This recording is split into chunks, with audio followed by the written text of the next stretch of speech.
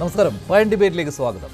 രാഷ്ട്രീയ പാർട്ടികൾക്ക് സോഴ്സ് വെളിപ്പെടുത്താതെ സംഭാവന കിട്ടിക്കൊണ്ടിരുന്ന ഇലക്ട്രൽ ബോണ്ടുകൾ സുപ്രീം കോടതി റദ്ദാക്കി. വോട്ടർമാരുടെ അറിയാനുള്ള അവകാശത്തിന്റെ ലംഘനമെന്ന് ചൂണ്ടിക്കാട്ടിയാണ് തെരഞ്ഞെടുപ്പ് ബോണ്ടുകൾ വഴി സംഭാവന വാങ്ങുന്നത് റദ്ദാക്കിയത്. ഇതുവരെ വിറ്റഴിച്ച ബോണ്ടുകളുടെ വിവരങ്ങൾ തെരഞ്ഞെടുപ്പ് കമ്മീഷൻ നൽകാൻ SBIക്ക് പരമോന്നത കോടതി നിർദ്ദേശം നൽകി. 2018 നിലവിൽ വന്ന തെരഞ്ഞെടുപ്പ് ബോണ്ടുകളിലൂടെ ഏറ്റവും കൂടുതൽ സംഭാവന കിട്ടിയത് BJPക്കാണ്. മറ്റു പാർട്ടികളും ബോണ്ടുകൾ വഴി സംഭാവന വാങ്ങിയെങ്കിലും കേന്ദ്ര സർക്കാരിന് വലിയ തിരിച്ചടിയാണ് സുപ്രീം കോടതി ഉത്തരവ്. നിലവിൽ വന്ന് 5-6 വർഷത്തിനുള്ളിൽ 16,000-ഓളം കോടി രൂപ രാഷ്ട്രീയ പാർട്ടികൾക്ക് വരുമാനമായി മാറിയ തെരഞ്ഞെടുപ്പ് ബോണ്ടുകൾ റദ്ദാകുമ്പോൾ പ്രൈം ഡിബേറ്റ് ചർച്ച ചെയ്യുന്നു. രാഷ്ട്രീയ പാർട്ടികളുടെ വരുമാനം കുറയുമോ?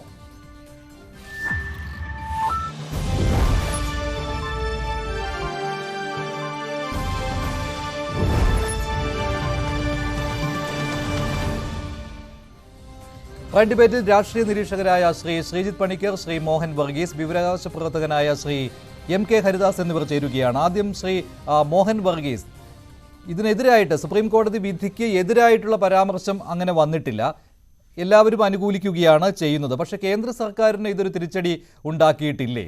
കാരണം കഴിഞ്ഞ ഈ നിലവിൽ വന്ന് 2018 നിലവിൽ വന്ന് ഇത്രയും വർഷത്തെ നോക്കുകയാണെങ്കിൽ ഏറ്റവും അവസാനത്തെ സാമ്പത്തിക വർഷത്തെ കണക്കുകളുടെ ഒരു ഏകദേശ കണക്കുകൾ കൂടി ഉൾപ്പെടുത്തിയാൽ 16,000-ഓളം കോടി രൂപ തെരഞ്ഞെടുപ്പ് ബോണ്ടുകൾ വഴി രാഷ്ട്രീയ പാർട്ടികൾക്ക് കിട്ടിയിട്ടുണ്ട്. അതിൽ ഏതാണ്ട് 55-57% BJPക്കാണ് കിട്ടിയിട്ടുള്ളത്. മഞ്ജുഷ്, ഏതാണ്ട് 100 ദിവസങ്ങൾക്കുള്ളിൽ ലോകത്തെ ഏറ്റവും വലിയ ജനാധിപത്യ രാജ്യം, ലോകത്തെ ഏറ്റവും വലിയ ഇലക്ടറേറ്റ് തെരഞ്ഞെടുപ്പിലേക്ക് പോവുകയാണ്. അപ്പം ഇവിടെ പ്രധാനമായി തെരഞ്ഞെടുപ്പിൻ്റെ ഫലം നിർണ്ണയിക്കുന്നത് മറ്റ് രാഷ്ട്രീയ കാരണങ്ങൾ മാറ്റി നിർത്തി കഴിഞ്ഞാൽ പണം തന്നെയാണ്. ആരാണോ പണക്കിഴിയുടെ ജാണുകൾ കൈകാര്യം ചെയ്യുന്നത് അവരായിരിക്കും അവസാനം തെരഞ്ഞെടുപ്പ് വിജയം കൊയ്യുന്നത് എന്നത് ചരിത്രപരമായ സത്യമാണ്. അങ്ങനെയെങ്കിൽ വലിയ തോതിലുള്ള ഡൊണേഷൻ ബോണ്ടിലൂടെ, ഇലക്ട്രൽ ബോണ്ടിലൂടെ സ്വാഭാവികമായി എത്തുന്നത് അധികാരത്തിലുള്ള കക്ഷിക്ക് തന്നെയാണ്. അങ്ങനെയാണ് ഭാരതീയ ജനതാ പാർട്ടിക്കും NDA മുന്നണിയിലെ മറ്റ് കക്ഷികൾക്കും തന്നെ ആകണം ഏറ്റവും കൂടുതൽ തുക ഇലക്ട്രൽ ബോണ്ടിലൂടെ സ്വരൂപിക്കാൻ കഴിയുന്നത്. ഇവിടെ കോർപ്പറേറ്റുകൾ, എപ്പോഴുമുള്ള ആരോപണം, കോർപ്പറേറ്റുകൾ, ബിഗ് ടൈം കോർപ്പറേറ്റുകൾ അവരുടെ സ്വാർത്ഥ ലക്ഷ്യങ്ങൾ നിറവേറ്റാനായി പലപ്പോഴും രാഷ്ട്രീയ കക്ഷികൾക്ക് ഡൊണേഷൻ കൊടുക്കുന്നു. അതുപോലെ കള്ളപ്പണം, വലിയ തോതിലുള്ള കള്ളപ്പണം തെരഞ്ഞെടുപ്പ് പ്രചരണത്തിന് വേണ്ടി ഉപയോഗിക്കപ്പെടുന്നു. അതുകൊണ്ട് തെരഞ്ഞെടുപ്പ് അടുക്കുമ്പോൾ കള്ളപ്പണത്തിൻ്റെ വ്യാപകമായ ഉപയോഗം അത് തടയാനാണല്ലോ 2017 ഒരു ഫിനാൻസ് ആക്ടിൻ്റെ രൂപത്തിൽ, ഫിനാൻസ് ബില്ലിൻ്റെ രൂപത്തിൽ വരികയും അത് 2018 മുതൽ പ്രാബല്യത്തിലാവുകയും ചെയ്ത ഇലക്ട്രൽ ബോണ്ട് എന്ന വിഷയം. ഈ ഇലക്ട്രൽ ബോണ്ട് അനുസരിച്ച് മനുഷ്യർ പറഞ്ഞതുപോലെ 16,000 കോടി രൂപയാണ് ഇലക്ഷൻ കമ്മീഷൻ്റെ കണക്കനുസരിച്ച്, ഇലക്ഷൻ കമ്മീഷൻ്റെ അല്ല, അത് democratic reforms association for Democratic reform, അതായത് ഈ കേസുമായിട്ട് കോടതിയെ സമീപിച്ച സംഘടനയുടെ അവരുടെ ഒരു കണക്കാണ് ഇത്. SBI വഴി വാങ്ങിയ തെരഞ്ഞെടുപ്പ് ബോണ്ടുകളുടെ ഓരോ രാഷ്ട്രീയ പാർട്ടികളും വാങ്ങി, അല്ലെങ്കിൽ നമുക്കതിനെ ഇഷ്യൂ ചെയ്ത ബോണ്ടുകൾ എന്ന് പറയാം. ഇഷ്യൂ ചെയ്ത്, ഇത് കറൻസി നോട്ട് പോലെയാണ് മഞ്ജുഷ്. ഇഷ്യൂ ചെയ്യുന്ന ഇതൊരു ബെയറർ ഇൻസ്ട്രുമെന്റ് ആണ്. ഇപ്പൊ കറൻസി നോട്ടിൽ നമ്മൾ എഴുതുന്നത് കാണാം, I promise to pay the bearer a sum of rupees dash എന്ന് പറയുന്നത് പോലെ തന്നെ ഇത് ഏത് രാഷ്ട്രീയ കക്ഷിയാണോ ഇത് പ്രൊഡ്യൂസ് ചെയ്യുന്നത് അവർക്ക് അത്രയും തുക, ഇത് 1000 മുതൽ 1 കോടി രൂപ, 1000, 10,000, 1 ലക്ഷം, 10 ലക്ഷം, 1 കോടി, അങ്ങനെ വിവിധ ഡിനോമിനേഷനുകളിലുള്ള ഇലക്ട്രൽ ബോണ്ടാണ്. ഇത് ഇഷ്യൂ ചെയ്യുന്നത് സ്റ്റേറ്റ് ബാങ്ക് ഓഫ് ഇന്ത്യയാണ്. സ്റ്റേറ്റ് ബാങ്ക് ഓഫ് ഇന്ത്യയുടെ 29 വിതരണ കേന്ദ്രങ്ങളിൽ കൂടിയാണ് ഇത് ഇഷ്യൂ ചെയ്യുന്നത്. ഇത് വ്യക്തികൾക്ക് വാങ്ങാം, എന്നിട്ട് രാഷ്ട്രീയ കക്ഷികൾക്ക് സംഭാവന ചെയ്യാം, അല്ലെങ്കിൽ കോർപ്പറേറ്റുകൾക്ക് വാങ്ങാം. അതിന് പരിധി ഉണ്ടായിരുന്നു മുൻകാലങ്ങളിൽ. ഈ നിയമം വരുന്നതിന് മുൻപ് കോർപ്പറേറ്റുകൾക്ക്, രാഷ്ട്രീയ കക്ഷികൾക്ക് സംഭാവന കൊടുക്കുന്നതിന് പരിധി ഉണ്ടായിരുന്നു. അവരുടെ ലാഭത്തിൻ്റെ 7.5% വരെ കൊടുക്കാമായിരുന്നു. പക്ഷേ ഇപ്പോഴത് ഈ ആക്ട് വന്നതിന് ശേഷം 2017 മുതൽ രാഷ്ട്രീയ കക്ഷികൾക്ക് പരിധിയില്ലാത്ത തുക കൊടുക്കാൻ സാധിക്കും, രാഷ്ട്രീയ കക്ഷികൾ കൊടുക്കാൻ സാധിക്കും കോർപ്പറേറ്റുകൾക്ക്. അങ്ങനെ വരുമ്പോൾ ഇലക്ഷൻ കമ്മീഷനും അതുപോലെ തന്നെ RBIയും പല പ്രാവശ്യം ഗവൺമെൻറ്റിനെ കോഷൻ ചെയ്തതാണ്. അന്ന് അരുൺ ജെയ്റ്റ്ലി ആയിരുന്നു ധനകാര്യമന്ത്രി. അന്ന് അരുൺ ജെയ്റ്റ്ലി ആ ബില്ല് അവതരിപ്പിക്കുന്ന വേളയിൽ ഈ രണ്ട് കൂട്ടരും കോഷൻ ചെയ്തതാണ്, വലിയ താക്കീത് കൊടുത്തതാണ്. ഇങ്ങനെ വന്നാൽ വലിയ തോതിൽ ഷെൽ കമ്പനികൾ രംഗത്ത് വരും. ആ ഷെൽ കമ്പനികളിലൂടെ പണം രാഷ്ട്രീയ കക്ഷികളുടെ കിറ്റിയിൽ വന്ന് വീഴും. ആ പണമായിരിക്കും ഇലക്ഷൻ്റെ ഭാഗധേയം നിർണ്ണയിക്കപ്പെടുന്നത്. അങ്ങനെ വരുമ്പോൾ ഇവിടെ യഥാർത്ഥ ജനാധിപത്യ പ്രക്രിയ എങ്ങനെയാണ് നിറവേറുക? അതുകൊണ്ടാണ് സുപ്രീം കോടതി കഴിഞ്ഞ 5 വർഷമായിട്ട് ഫയൽ ചെയ്യപ്പെട്ട വിവിധ കേസുകൾ ഒരുമിച്ച് കൂട്ടി ഇന്നിതാ വിധി പറഞ്ഞിരിക്കുന്നു. പക്ഷേ അതിനകത്ത് മറ്റൊരു കാര്യം കൂടിയുണ്ട്. ഇത്രയും വർഷങ്ങളായിട്ട് എല്ലാ രാഷ്ട്രീയ പാർട്ടികളും ഈ പണം വാങ്ങിക്കൊണ്ടിരിക്കുകയാണ്. സുപ്രീം കോടതിയുടെ ഇടപെടൽ വൈകിയോ എന്നുള്ള ചോദ്യം കൂടി അതിലുണ്ട്. കാരണം 2019 തെരഞ്ഞെടുപ്പിൽ ഇത് ഉപയോഗപ്പെടുത്തുവാൻ കഴിഞ്ഞു. തുടർന്ന് നടന്ന നിയമസഭാ തെരഞ്ഞെടുപ്പുകളിലെല്ലാം തെരഞ്ഞെടുപ്പ് ബോണ്ടുകൾ വഴി സമാഹരിച്ച പണം ഉപയോഗിക്കുവാനായിട്ട് രാഷ്ട്രീയ പാർട്ടികൾ കഴിഞ്ഞിട്ടുണ്ട്. ഞാൻ താങ്കളിലേക്ക് വരാം. ശ്രീജിത്ത് പണിക്കർ, താങ്കൾ ഈ വിധിയെ സ്വാഗതം ചെയ്യുകയാണല്ലോ സ്വാഭാവികമായിട്ടും. പക്ഷേ ഇത് ഈ തെരഞ്ഞെടുപ്പ് ബോണ്ടുകൾ നിലവിൽ വന്ന സമയത്ത് കേന്ദ്രം പറഞ്ഞിരുന്ന പ്രധാനപ്പെട്ട കാര്യം കള്ളപ്പണം അതിൻ്റെ അതിപ്രസരം തടയുവാൻ കഴിയും എന്നുള്ളതാണ്. കാരണം ഇത് കണക്കുള്ളതാണല്ലോ, ഇലക്ട്രൽ ബോണ്ടുകൾ വഴി സംഭാവന നൽകുന്നത്. പക്ഷേ അത് സുപ്രീം കോടതി ഇന്ന് ഒരു നിരീക്ഷണം നടത്തിയിട്ടുണ്ട്. ഈ വിധി പറയുമ്പോൾ ആ വിധിയിൽ ഉള്ള കാര്യമാണ്. സുപ്രീം കോടതി കള്ളപ്പണം തടയുവാൻ ഉപകരിക്കില്ല എന്ന് പറഞ്ഞിട്ടില്ല. പക്ഷേ ഇത് മാത്രം അതിന് പറ്റിയ ഒരു ഉപായമല്ല എന്ന് സുപ്രീം കോടതി പറയുന്നുണ്ട്. സുപ്രീം കോടതി അതിനേക്കാൾ ഉപരിയായി കണ്ടത് വോട്ടർമാരുടെ അവകാശമുണ്ട്, ജനങ്ങളുടെ അവകാശമുണ്ട്, ആരാണ് ഓരോ രാഷ്ട്രീയ പാർട്ടികൾക്കും സംഭാവന നൽകുന്നത് എന്ന് അറിയുവാനുള്ള. അത് പക്ഷേ ഇതിൽ തടയപ്പെടുന്നു. കോടതിയുടെ നിരീക്ഷണം ഇതാണല്ലോ.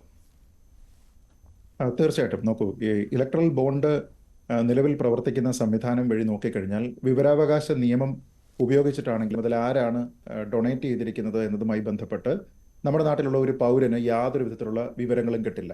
അപ്പോൾ നമ്മൾ പലപ്പോഴും ഇവിടെ പറയാറുണ്ടല്ലോ, ഈ ക്രോണിക് ക്യാപിറ്റലിസം, മുതലാളിമാർക്ക് വേണ്ടിയിട്ടുള്ള നിയമനിർമ്മാണങ്ങൾ ഉണ്ടാക്കുന്നു. പലപ്പോഴും പല സർക്കാരുകളെ പ്രാദേശികമായിട്ടാണെങ്കിലും സംസ്ഥാന തലത്തിലാണെങ്കിലും കേന്ദ്ര തലത്തിലാണെങ്കിലും സ്പോൺസർ ചെയ്യുന്നതൊക്കെ തന്നെ ചില പ്രത്യേക വ്യവസായികളാണ് തുടങ്ങിയ രീതിയിലുള്ള ചർച്ചകളൊക്കെ തന്നെ ഇവിടെ ഉണ്ടാകാറുണ്ട്. അത് പലപ്പോഴും രാഷ്ട്രീയമായിട്ടുള്ള ഒരു ആയുധമായിട്ട് പോലും അങ്ങോട്ടും ഇങ്ങോട്ടുമൊക്കെ ഉപയോഗിക്കുന്നതൊക്കെ നമ്മൾ കണ്ടിട്ടുള്ളതാണ്. അപ്പോൾ സ്വാഭാവികമായിട്ടും ഈ പാർട്ടികൾക്ക്, ഗവൺമെന്റിനെ പ്രത്യേകിച്ച് നിയന്ത്രിക്കുന്ന പാർട്ടികൾക്ക് ഒക്കെ തന്നെ ഫണ്ടിങ് നടത്തുന്നത് ആരാണ് എന്ന് അറിയുന്നതിനുള്ള ഒരു അവകാശം വിവരാവകാശത്തിന്റെ പരിധിയിൽ തന്നെ വരേണ്ടതാണ് എന്ന കാര്യത്തിൽ എനിക്ക് യാതൊരു വിധത്തിലുള്ള സംശയവുമില്ല. എല്ലാ രാഷ്ട്രീയ പാർട്ടികളുടെയും ഫണ്ടിങ് സുതാര്യമാവണം. കാരണം ഈ രാഷ്ട്രീയ പാർട്ടികളെല്ലാം തന്നെ പ്രഖ്യാപിതമായിട്ടാണെങ്കിലും നമ്മളോട് പറയുന്നത് എന്താണ്? പൊതുജനങ്ങൾക്ക് വേണ്ടിയിട്ടാണ് അവർ പ്രവർത്തിക്കുന്നത്, പൊതുജനങ്ങളുടെ ആവശ്യങ്ങൾ മുൻനിർത്തിയിട്ടാണ് അവരുടെ എല്ലാ പരിപാടികളും. അപ്പോൾ അതിനു വേണ്ടിയിട്ടുള്ള ഫണ്ടിങ് നടത്തുന്നത് പൊതുജനങ്ങൾ തന്നെയാകുമ്പോൾ, അല്ലെങ്കിൽ കോർപ്പറേറ്റുകളാകുമ്പോൾ ആരുടെയൊക്കെ പണമാണ് ഇവർ സ്വീകരിക്കുന്നത് എന്ന കാര്യത്തിനെ പറ്റി അബ്സല്യൂട്ട് ക്ലാരിറ്റി ഉണ്ടാവുക എന്ന കാര്യത്തിൽ ഒരു സംശയം ചോദിച്ചോട്ടെ ശ്രീ പണിക്കർ, ഇതിൽ ഏതൊക്കെ വ്യക്തികളാണ്, ഏതൊക്കെ കമ്പനികളാണ് ഞങ്ങൾക്ക് പണം തന്നത് എന്ന് അത് ഈ ഇലക്ട്രൽ ബോണ്ടുകൾ വഴി വെളിപ്പെടുത്തേണ്ട. കാരണം ഇലക്ട്രൽ ബോണ്ടുകൾ വഴി സ്വീകരിച്ചിട്ട് ഇപ്പോൾ ഒരു 10,000 കോടി രൂപ സ്വീകരിച്ചിട്ടുണ്ടെന്ന് കരുതുക ഇലക്ട്രൽ ബോണ്ടുകൾ വഴി. ആ 10,000 കോടി രൂപ ആരൊക്കെയാണ് തന്നതെന്ന് പറയേണ്ട ആവശ്യമില്ല. പക്ഷേ ആ 10,000 കോടി രൂപ ആ രാഷ്ട്രീയ പാർട്ടിയുടെ അക്കൗണ്ടിലേക്ക് വന്നു എന്നുള്ള കാര്യം അത് ഉറപ്പായും വെളിപ്പെട്ട് കഴിഞ്ഞല്ലോ. കാരണം തെരഞ്ഞെടുപ്പ് ബോണ്ടുകളിലൂടെ. മറിച്ച് ഈ തെരഞ്ഞെടുപ്പ് ബോണ്ടുകളിലൂടെ അല്ലാതെ നേരിട്ട് പണം കൊടുക്കുന്നതാണ് എങ്കിൽ അവിടെ വേണമെങ്കിൽ ഈ കണക്കുകൾ മറച്ചു വെക്കാൻ പോലും കഴിയില്ലേ രാഷ്ട്രീയ പാർട്ടികൾക്ക്? അങ്ങനെ ഒരു കാര്യം കൂടി ഇല്ലേ മറുവശത്ത്? അതൊഴിവാക്കുന്നതിന് വേണ്ടിയല്ലേ 2018 ഇങ്ങനെ ബോണ്ടുകൾ കൊണ്ടുവന്നതും? അല്ല നോക്കൂ, ഇതിലെ പ്രധാനപ്പെട്ട പ്രശ്നം മഞ്ജുഷ്, ഇതിൽ ഏത് രീതിയിലുള്ള, അതിപ്പോൾ നമ്മളൊരു പേയിങ് ഇൻസ്ട്രുമെന്റ് ഉപയോഗിച്ചിട്ടാണെങ്കിലും ക്യാഷ് ആയിട്ടാണെങ്കിലും ഒരു ട്രാൻസാക്ഷൻ ഒരു രാഷ്ട്രീയ പാർട്ടിക്ക് നമ്മൾ കൊടുത്തു കഴിഞ്ഞാൽ നമ്മളതൊരു പണത്തിന്റെ ഒരു ട്രെയിൽ അവിടെ ഉണ്ടെങ്കിൽ അത് ഏത് മാർഗത്തിൽ നിന്നാണെങ്കിലും അത് ട്രേസ് ചെയ്യാനായിട്ട് സാധിക്കണം. അത് നൽകിയിരിക്കുന്നത് ആരാണ് എന്നതിനെ പറ്റിയിട്ടുള്ള ഒരു ക്ലാരിറ്റി ഉണ്ടാകണം. കാരണം നമ്മൾ ഈ സമയത്ത് തന്നെ കേരളത്തിൽ പാരലായിട്ട് നടക്കുന്ന ഒരു ചർച്ച എന്താണ്? മാസപ്പടി വിഷയമാണ്. അപ്പോൾ ആ മാസപ്പടി വിഷയത്തിൽ പോലും നമ്മൾ കണ്ടിരുന്ന ഒരു പ്രധാനപ്പെട്ട കാര്യം CMRL എന്ന് പറയുന്ന കമ്പനിയിൽ നിന്ന് അവരുടെ സുഗമമായിട്ടുള്ള നടത്തിപ്പിന് വേണ്ടി നമ്മുടെ നാട്ടിലുള്ള പല രാഷ്ട്രീയ നേതാക്കൾക്കും പണം നൽകിയെന്നാണ്. ഇത് ഈ വാങ്ങിയവരും കൊടുത്തവരും എല്ലാം പറയുന്നത് എന്താണ്? രാഷ്ട്രീയ പാർട്ടികൾക്കുള്ള സംഭാവനയാണ് എന്നാണ്. നമുക്കറിയാമല്ലോ, ഈ OC RC പിന്നെ PV എന്നൊക്കെ എഴുതിയിരിക്കുന്ന ആൾക്കാർക്ക് 1000 രൂപയുടെ ചെക്കൊന്നും എഴുതിയല്ലോ കൊടുക്കുന്നത്, അല്ലെങ്കിൽ 1000 രൂപയല്ലല്ലോ കൊടുക്കുന്നത്. അപ്പോൾ അത് തീർച്ചയായിട്ടും വളരെ വലിയ തുകയായിരിക്കും. അപ്പോൾ നമ്മുടെ നാട്ടിൽ ലെജിറ്റിമേറ്റ് ആയിട്ട് കൊടുക്കുകയും പണം ഡൊണേറ്റ് ചെയ്യുകയും ആ ഡൊണേഷൻ പോലും ടാക്സ് ഫ്രീ ആയി കിട്ടുകയും ചെയ്യുന്ന ഒരു സാഹചര്യമുള്ളപ്പോൾ അതിന് മുകളിലേക്കാണ് നമ്മൾ ഈ പറയുന്ന രീതിയിലുള്ള ഇലക്ട്രേറ്റ് ബോണ്ടൊക്കെ വരുന്നത്. അപ്പോൾ ഇലക്ട്രേറ്റ് ബോണ്ടിൽ നിന്നാണെങ്കിലും നമ്മളല്ലാതെ ഏത് മാർഗത്തിൽ, ഇപ്പോൾ ക്യാഷ് ആയിട്ടാണെങ്കിലും ഇതിലെല്ലാം തന്നെ അബ്സല്യൂട്ട് ക്ലാരിറ്റി ഉണ്ടാവുക എന്നുള്ളത് പ്രധാനമാണ്. ഇപ്പോൾ നമ്മളിപ്പോൾ സംസാരിക്കുന്നത് ഇലക്ട്രൽ ബോണ്ടിനെ പറ്റി മാത്രമായിരിക്കും. അപ്പോൾ ക്യാഷ് ട്രാൻസാക്ഷനെ പറ്റി നമുക്ക് തീർച്ചയായിട്ടും ചോദിക്കാവുന്നതാണ്. ഞാൻ പറഞ്ഞത് ഇതിലെല്ലാം തന്നെ അബ്സല്യൂട്ട് ക്ലാരിറ്റി ഉണ്ടാകണം. ഇപ്പോൾ ഈ പറഞ്ഞിരിക്കുന്ന ഒരു നിയമം, നമ്മളൊരു രാഷ്ട്രീയ പാർട്ടിക്ക് പണം കൊടുക്കുകയാണെങ്കിൽ അതിനെ ഇൻകം ടാക്സിൽ നിന്ന് എക്സംഷനായിട്ട് 100% കൊടുക്കുന്ന രീതിയിലത്തേക്കുള്ള ഒരു നിയമം പോലും നമ്മുടെ നാട്ടിലുണ്ട്. ഞാൻ കരുതുന്നത് അതും ജനാധിപത്യ വിരുദ്ധമാണ് എന്നാണ്. കാരണം മറ്റുള്ള എല്ലാ കാര്യങ്ങൾക്കും നമ്മൾ പണം കൊടുക്കുമ്പോൾ ഒരുപക്ഷെ ഇതിനേക്കാൾ ഒരു ഗ്രേറ്റർ കോസിന് വേണ്ടിയിട്ട് പണം കൊടുക്കുന്ന സമയത്ത് പോലും നമ്മൾ അതിനൊക്കെ ടാക്സ് കൊടുക്കാനായിട്ട് നമുക്ക് വേണം. പല കാര്യങ്ങൾക്കും ഇപ്പോൾ പേരൻസിൻ്റെ ട്രീറ്റ്മെൻറ്റിന് വേണ്ടിയിട്ടാണെങ്കിൽ പോലും നമ്മൾ മുടക്കുന്ന പൈസയിൽ ഒരു പരിധി കഴിഞ്ഞു കഴിഞ്ഞാൽ ബാക്കി പൈസക്കെല്ലാം തന്നെ നമ്മൾ ടാക്സ് കൊടുക്കേണ്ടതാണ്. അപ്പോൾ അങ്ങനെ വരുന്ന സമയത്ത് എന്തുകൊണ്ട് ഒരു രാഷ്ട്രീയ പാർട്ടിക്ക് എനിക്ക് എത്ര പണം വേണമെങ്കിലും കൊടുക്കാം, അതിന് ടാക്സ് കൊടുക്കണ്ട എന്ന് പറയുന്ന ഒരു നിയമം എന്തിനാണ് എന്നുള്ള ഒരു സുപ്രധാനമായിട്ടുള്ള ചോദ്യം ഈ ട്രാൻസ്പെറൻസിയെ മാത്രം മുൻനിർത്തി തന്നെ നമുക്ക് ഉന്നയിക്കാൻ കഴിയും. അതിനോടൊപ്പം തന്നെ നിയമ പരിഷ്കാരങ്ങൾ ഉണ്ടാകണം. ഇപ്പോൾ വളരെ വലിയ രീതിയിൽ കോടിക്കണക്കിന് പൈസയാണ് നമ്മുടെ നാട്ടിലുള്ള എല്ലാ രാഷ്ട്രീയ കക്ഷികൾക്കും കിട്ടുന്നത്. ഈ പറയുന്ന പോലെ ഒരു ലെജിറ്റിമേറ്റ് ആയിട്ട് ഉള്ള സോഴ്സിൽ നിന്ന് വരികയാണെങ്കിൽ നമുക്ക് ഈ ടാക്സ് കൊടുക്കുന്നതിന് ബുദ്ധിമുട്ട് എപ്പോഴും വരുന്ന ആർക്കാണ്? ഇത് കൊടുക്കുന്ന ആളിനാണ്. ഞാൻ പറഞ്ഞത് റിസീവ് ചെയ്യുന്ന ആളിന് ഇത് വെറുതെ കിട്ടുകയാണ്. ഒരു രാഷ്ട്രീയ പാർട്ടി, അത് BJP ആയിക്കോട്ടെ, കോൺഗ്രസ് ആയിക്കോട്ടെ, ഏത് പാർട്ടി ആയിക്കോട്ടെ, അവർക്കിത് വെറുതെ കിട്ടുകയാണ്. അങ്ങനെ വെറുതെ കിട്ടുന്ന ആ പൈസയ്ക്ക് അവർ ടാക്സ് അല്ലെങ്കിൽ കൊടുക്കട്ടെ, ആ രീതിയിലത്തേക്ക് രാഷ്ട്രീയ പാർട്ടികൾക്ക് മാത്രമായിട്ട് ഒരു നിയമ പരിഷ്കരണം പോലും കൊണ്ടുവരാം. പക്ഷേ ഇതൊക്കെ കൊണ്ടുവരാതിരിക്കുന്നതിന്റെ കാരണം ഇതിന് ഇവരെല്ലാവരും തന്നെ ബെനിഫിഷ്യറീസ് ആണ് എന്നുള്ളതാണ്. ഇപ്പോൾ നമ്മളൊരു പ്രസ്താവന കണ്ടു ശ്രീ രാഹുൽ ഗാന്ധിയുടെ ഭാഗത്തു നിന്ന്. അതായത് ലെജിറ്റിമൈസ്ഡ് ആയിട്ടുള്ള രീതിയിലത്തേക്ക് കറപ്ഷൻ നടത്തുന്നതിന് വേണ്ടുന്ന ഉതകുന്ന രീതിയിലുള്ള ഒരു പരിപാടിയാണ് ഇലക്ട്രൽ ബോണ്ട് എന്ന് കോടതി വിധിയോടുകൂടി തെളിഞ്ഞിരിക്കുന്നു എന്നാണ് അദ്ദേഹം പറയുന്നത്. കോൺഗ്രസ് എത്ര പണം വാങ്ങിയിട്ടുണ്ട്? അപ്പോൾ ഈ ഇലക്ട്രൽ ബോണ്ട് വഴി കിട്ടുന്ന പണം എന്ന് പറയുന്നത് തീർച്ചയായിട്ടും അതൊരു കള്ളപ്പണമാണ് അല്ലെങ്കിൽ തെറ്റായിട്ടുള്ള പണമാണ് എന്ന രീതിയിലാണ് കോൺഗ്രസ് കാണുന്നത് എങ്കിൽ കോൺഗ്രസ് സ്വീകരിച്ചിരിക്കുന്ന പണം എത്രയാണ്? ഇപ്പോൾ നമ്മൾ കണക്കെടുത്ത് നോക്കിക്കഴിഞ്ഞാൽ നമ്മുടെ നാട്ടിലുള്ള എല്ലാ രാഷ്ട്രീയ പാർട്ടികൾക്കും പ്രാദേശികമായിട്ട് പ്രവർത്തിക്കുന്ന TMC DMK ഉള്ള പാർട്ടികൾക്ക് വരെ വളരെ വലിയ രീതിയിലുള്ള ഫണ്ടിങ് ഈ മാർഗത്തിൽ പോലും കിട്ടുന്നുണ്ട്. അതായത് ഇലക്ട്രൽ ബോണ്ട് വഴി പോലും കിട്ടുന്നുണ്ട്. അപ്പോൾ ആരൊക്കെയാണ് ഈ സംഭാവന രാഷ്ട്രീയ പാർട്ടികൾക്ക് നൽകുന്നത്? അവർ എത്രയൊക്കെ പണം കൊടുക്കുന്നുണ്ട്? ഓരോ രാഷ്ട്രീയ പാർട്ടിക്കും എത്ര വെച്ചുള്ള പണം കിട്ടുന്നുണ്ട് എന്നതിനെ പറ്റിയിട്ടുള്ള കൃത്യമായിട്ടുള്ള വിവരങ്ങൾ പരസ്യമായിട്ട് ഇവിടെ ഉണ്ടാകണം. ഇലക്ഷൻ കമ്മീഷൻ അറിയണം. രാഷ്ട്രീയ പാർട്ടികൾ ഇത് പ്രസിദ്ധപ്പെടുത്തിയില്ല എങ്കിൽ അത് ഇലക്ഷൻ കമ്മീഷൻ അത് ചെയ്യണം. നമുക്കറിയാമല്ലോ, ആം ആദ്മി പാർട്ടി ഒരു പാർട്ടി വിത്ത് എ ഡിഫറൻസ് എന്ന് പറഞ്ഞു വന്നതാണ്. ഇപ്പോൾ അവർ കൃത്യമായിട്ട് റെക്കോർഡുകൾ മെയിൻറ്റെയിൻ ചെയ്യുന്നുണ്ടോ എന്ന് എനിക്കറിയില്ല. പക്ഷേ ഒരു സമയം വരെ ഞാനത് നോക്കുന്ന സമയത്തെല്ലാം തന്നെ അവരുടെ വെബ്സൈറ്റിൽ അവർക്ക് ഫണ്ട് ചെയ്തിരിക്കുന്ന ആൾക്കാർ ചുരുങ്ങിയത് അതിൻ്റെ പേരും അല്ലെങ്കിൽ അത് എത്ര തുകയാണ് എന്ന രീതിയിലത്തേക്കുള്ള കാര്യങ്ങളെങ്കിലും അവരതിൽ പറഞ്ഞിരുന്നു. ഞാൻ പറഞ്ഞത് ഈ അബ്സല്യൂട്ട് ട്രാൻസ്പെറൻസി എന്ന് പറയുന്നത് ഈ കാര്യത്തിൽ ഉണ്ടാകണം. ഈ തെരഞ്ഞെടുപ്പ് കമ്മീഷൻ വഴിയാണ് എങ്കിൽ അതൊക്കെ പരിശോധിക്കപ്പെടേണ്ടതാണ്, അതെല്ലാം പ്രസിദ്ധീകരിക്കപ്പെടേണ്ടതാണ്. പൊരുത്തക്കേടുകളോ കൃത്രിമത്വമോ ഇവരുടെ കണക്കുകളിൽ ഉണ്ടെങ്കിൽ അതിന് ഉചിതമായിട്ടുള്ള നടപടികളും ഉണ്ടാകണം. അല്ലാതെ കേവലം ഇതൊരാൾ നോക്കിയതിന് ശേഷം അതാ ഇവിടെ കണക്ക് കൊടുത്തിട്ടുണ്ട് എന്ന് പറയുന്ന കാര്യമല്ല. അത് വളരെ പ്രധാനമാണ്. അപ്പോൾ ഞാൻ പറയുന്നത് നമ്മുടെ നാട്ടിലുള്ള കണക്കെടുത്ത് നോക്കൂ. ഇപ്പോൾ ഇന്ന് തന്നെ ഏറ്റവും കൂടുതൽ മാധ്യമങ്ങൾ പറയുന്നത് ഓരോ പാർട്ടിക്ക് എത്ര പണം കിട്ടിയെന്നാണ്. ഇപ്പോൾ 2017 ഇത് വന്നതിന് ശേഷം 2023 വരെയുള്ള സമയത്ത് ഏതാണ്ട് 13,000 കോടി രൂപയ്ക്ക് അടുത്തുള്ള പണം ഇങ്ങനെ ഇലക്ട്രൽ ബോണ്ടുകളായിട്ട് പല ആൾക്കാർക്കും കിട്ടിയിരിക്കുന്നുണ്ട്. അതിൽ 50% മുകളിൽ കിട്ടിയിരിക്കുന്നത് BJPക്കാണ്. ഏതാണ്ട് 6,572 കോടി എന്നാണ് കണ്ടത്. പക്ഷേ കോൺഗ്രസിന് ചെറുതല്ല, 1,123 കോടി രൂപ കിട്ടിയിട്ടുണ്ട്. മറ്റുള്ള പാർട്ടികൾക്ക്, അതാണ് ഏറ്റവും ഇൻട്രസ്റ്റിംഗ് ആയിട്ടുള്ള കാര്യം, BJPക്ക് ഒറ്റയ്ക്ക് 6,500 കോടി രൂപയ്ക്ക് മുകളിൽ കിട്ടുന്നുണ്ടെങ്കിൽ മറ്റുള്ള പാർട്ടികളിൽ കോൺഗ്രസിനെ മാറ്റി നിർത്തിയാൽ പോലും, കോൺഗ്രസ് മാറി നിന്നാൽ പിന്നെ ഇന്ത്യയിൽ ഒരു വലിയ ദേശീയ മുഖമുള്ള ഒരു പാർട്ടി ഇല്ല എന്ന് നമുക്കറിയാം. കൂടുതലും പ്രാദേശിക പാർട്ടികളാണ്. ആ പാർട്ടികൾക്കെല്ലാം കൂടി ചേർന്നിട്ട് ഏതാണ്ട് 5,200-ലധികം കോടി രൂപ ഇലക്ട്രൽ ബോണ്ട് വഴി കിട്ടുകയാണ്. നേരത്തെ സൂചിപ്പിച്ച തൃണമൂൽ കോൺഗ്രസ്, DMK ഉൾപ്പെടെയുള്ള പാർട്ടികൾ. ഇനി ഓരോ പാർട്ടിയുടെയും ആകെ ഫണ്ടിങ്ങിന്റെ എത്ര ശതമാനമാണ് ഇലക്ട്രൽ ബോണ്ടിൽ നിന്ന് വരുന്നതെന്ന് നോക്കുക. ഇപ്പൊ അങ്ങനെ വന്നിരിക്കുന്ന ചില കണക്കുകളും പുറത്തു വന്നിട്ടുണ്ട്. ഇപ്പൊ BJPയെ പറ്റി അതിൽ പറയുന്നത് അവർക്ക് കിട്ടുന്ന ആകെ ഫണ്ടിങ്ങിന്റെ 52% വരുന്നത് ഇലക്ട്രൽ ബോണ്ട് വഴിയും 48% മറ്റു മാർഗങ്ങളിലുമാണ്. കോൺഗ്രസിനെ സംബന്ധിച്ചിടത്തോളം ഞാൻ കണ്ട കണക്ക് കോൺഗ്രസിന് 60% മുകളിൽ കിട്ടുന്നത് ഇലക്ട്രൽ ബോണ്ട് വഴിയാണ് എന്നാണ്. അപ്പോൾ രാഹുൽ ഗാന്ധി ആരെക്കുറിച്ചാണ് ഈ പറയുന്നത്? തൃണമൂൽ കോൺഗ്രസിന് ആകെ കിട്ടുന്നതിൻ്റെ 93%, DMKക്ക് ഏതാണ്ട് 90-91% കിട്ടുന്നത് ഇലക്ട്രൽ ബോണ്ട് വഴിയാണ് എന്ന് പറയുമ്പോൾ നമ്മുടെ നാട്ടിലുള്ള എല്ലാ രാഷ്ട്രീയ പാർട്ടിയും, നിങ്ങൾ ഭരണപക്ഷ ബെഞ്ചിലിരുന്നാലും പ്രതിപക്ഷ ബെഞ്ചിലിരുന്നാലും നിങ്ങൾക്ക് എല്ലാവർക്കും ഇത് കിട്ടുന്നുണ്ട്. ഇത് കിട്ടിയ സമയത്തെല്ലാം തന്നെ നിങ്ങൾ ആരും തന്നെ ഞങ്ങൾക്കിത് വേണ്ട എന്ന് പറഞ്ഞിട്ടില്ല. അപ്പൊ ഇതിനെ എല്ലാ രാഷ്ട്രീയ പാർട്ടികളും ഇതിന്റെ പങ്ക് പറ്റിയിട്ടുള്ള ആളുകളാണ്. കോടതിയെ സമീപിച്ചത് CPM ആണ്, മറ്റൊരു രാഷ്ട്രീയ പാർട്ടിയും കോടതിയെ സമീപിച്ചിട്ടില്ല. പിന്നെ ഒരു സംഘടനയാണ്, നേരത്തെ ഇവിടെ സൂചിപ്പിച്ച സംഘടനയാണ്, അവരാണ് ഇതിന്റെ ഒരു കണക്കെടുത്തതും. CPM എന്തായാലും ഇലക്ട്രൽ ബോണ്ടുകൾ വഴി പണം സ്വരൂപിച്ചിട്ടില്ല. ആദ്യ വർഷം സ്വരൂപിച്ചോ എന്ന് എനിക്ക് അറിയില്ല കേട്ടോ. അതിനുശേഷം CPM അങ്ങനെ ഒരു പ്രഖ്യാപിത നിലപാടെടുത്തിരുന്നു, ഞങ്ങൾ തെരഞ്ഞെടുപ്പ് ബോണ്ടുകൾ വഴി പണം വാങ്ങുകയില്ല എന്ന്. പിന്നെ ഇത് മറ്റൊരു രസകരമായ കാര്യം എന്ന് പറയുന്നത്, ശ്രീ MK ഹരിദാസ്, ഈ 2014 രാജ്യത്ത് നടന്ന തെരഞ്ഞെടുപ്പിന് ചെലവഴിച്ച പണത്തിൻ്റെ ഏതാണ്ട് ഇരട്ടിയിലധികം തുകയാണ് 2019 ചെലവഴിച്ചത്. സ്വാഭാവികമായിട്ടും ഇലക്ട്രൽ ബോണ്ട് വന്നതിന് ശേഷമുള്ള ആദ്യ പൊതു തെരഞ്ഞെടുപ്പായിരുന്നു 2019. അപ്പോൾ ഈ ഇലക്ട്രൽ ബോണ്ടുകളുടെ സ്വാധീനം കണ്ട ആദ്യ തെരഞ്ഞെടുപ്പ് എന്ന രീതിയിൽ ഇതിൽ വലിയ അത്ഭുതം തോന്നേണ്ട കാര്യമില്ലല്ലോ. കാരണം അത്രമാത്രം തുക സമാഹരിച്ചു ആദ്യ 2 വർഷങ്ങൾ കൊണ്ട് തന്നെ, അല്ലേ? തീർച്ചയായിട്ടും യാതൊരു സംശയവുമില്ല. 2 വർഷങ്ങൾ കൊണ്ട് ഇത്രയും തുക ഇലക്ട്രൽ ബോണ്ട് വഴിക്ക് സമാഹരിക്കാൻ കഴിഞ്ഞു എന്ന് പറഞ്ഞാൽ രാഷ്ട്രീയ പാർട്ടികൾ ഇത്തരത്തിൽ ഒരു ഇലക്ട്രൽ ബോണ്ട് എന്തുകൊണ്ട് കൊണ്ടുവന്നു എന്നുള്ളതിനുള്ള ഏറ്റവും വലിയ ഉത്തരമാണത്. തങ്ങൾ ഭൂരിപക്ഷം നൽകി അധികാരത്തിൽ കയറ്റുന്ന രാഷ്ട്രീയ പാർട്ടികൾ ആരൊക്കെയായിട്ടാണ് ഇത്തരത്തിൽ രാജ്യത്തിന് ദ്രോഹം ചെയ്യുന്ന വിധത്തിൽ അവരിൽ നിന്ന് സംഭാവന വാങ്ങിക്കൊണ്ട് വിട്ടുവീഴ്ച മനോഭാവം ഭരിക്കുന്നവർ അത്തരക്കാരോട് കാണിക്കുന്നത് എന്ന് അറിയാനുള്ള ജനങ്ങളുടെ ഒരു അവകാശത്തെ തടഞ്ഞു നിർത്തുകയായിരുന്നു ഈ രാഷ്ട്രീയ പാർട്ടികൾ. ഇതിനെ അനുകൂലിക്കുന്ന രാഷ്ട്രീയ പാർട്ടികളുടെ ഒക്കെ ലക്ഷ്യമെന്നുള്ളത് നമുക്കിത് പുറത്തു വന്നപ്പോൾ മനസ്സിലായിട്ടുണ്ട്. എന്ന് വെച്ചിട്ട് മഞ്ജുഷ, ഇപ്പം നാളെ തൊട്ടിട്ട് ഈ ഇലക്ട്രൽ ബോണ്ട് നിർത്തിയത് കൊണ്ട് ഈ രാഷ്ട്രീയ പാർട്ടികൾക്ക് ഇവിടുത്തെ കോർപ്പറേറ്റുകളും അതുമാതിരി തന്നെ കള്ളപ്പണ മാഫിയയും കൊടുക്കാൻ പോകുന്ന ഈ പണത്തിൻ്റെ ഒഴുക്കൊന്നും കുറയാൻ പോകുന്നില്ല. കുഞ്ഞുങ്ങളെ ഒരു സ്ഥലത്തും ഒരു രാജ്യത്തും അല്ലെങ്കിൽ ഒരു വിധത്തിലും അവരെ നീന്തം പഠിപ്പിക്കേണ്ട ആവശ്യമില്ല. കാരണം അവർ ജനിക്കുമ്പോൾ തന്നെ വെള്ളത്തിൽ ജനിച്ചു കഴിഞ്ഞാൽ അവ കരയ്ക്ക് വരുന്നത് നീന്തിയിട്ടാണ്.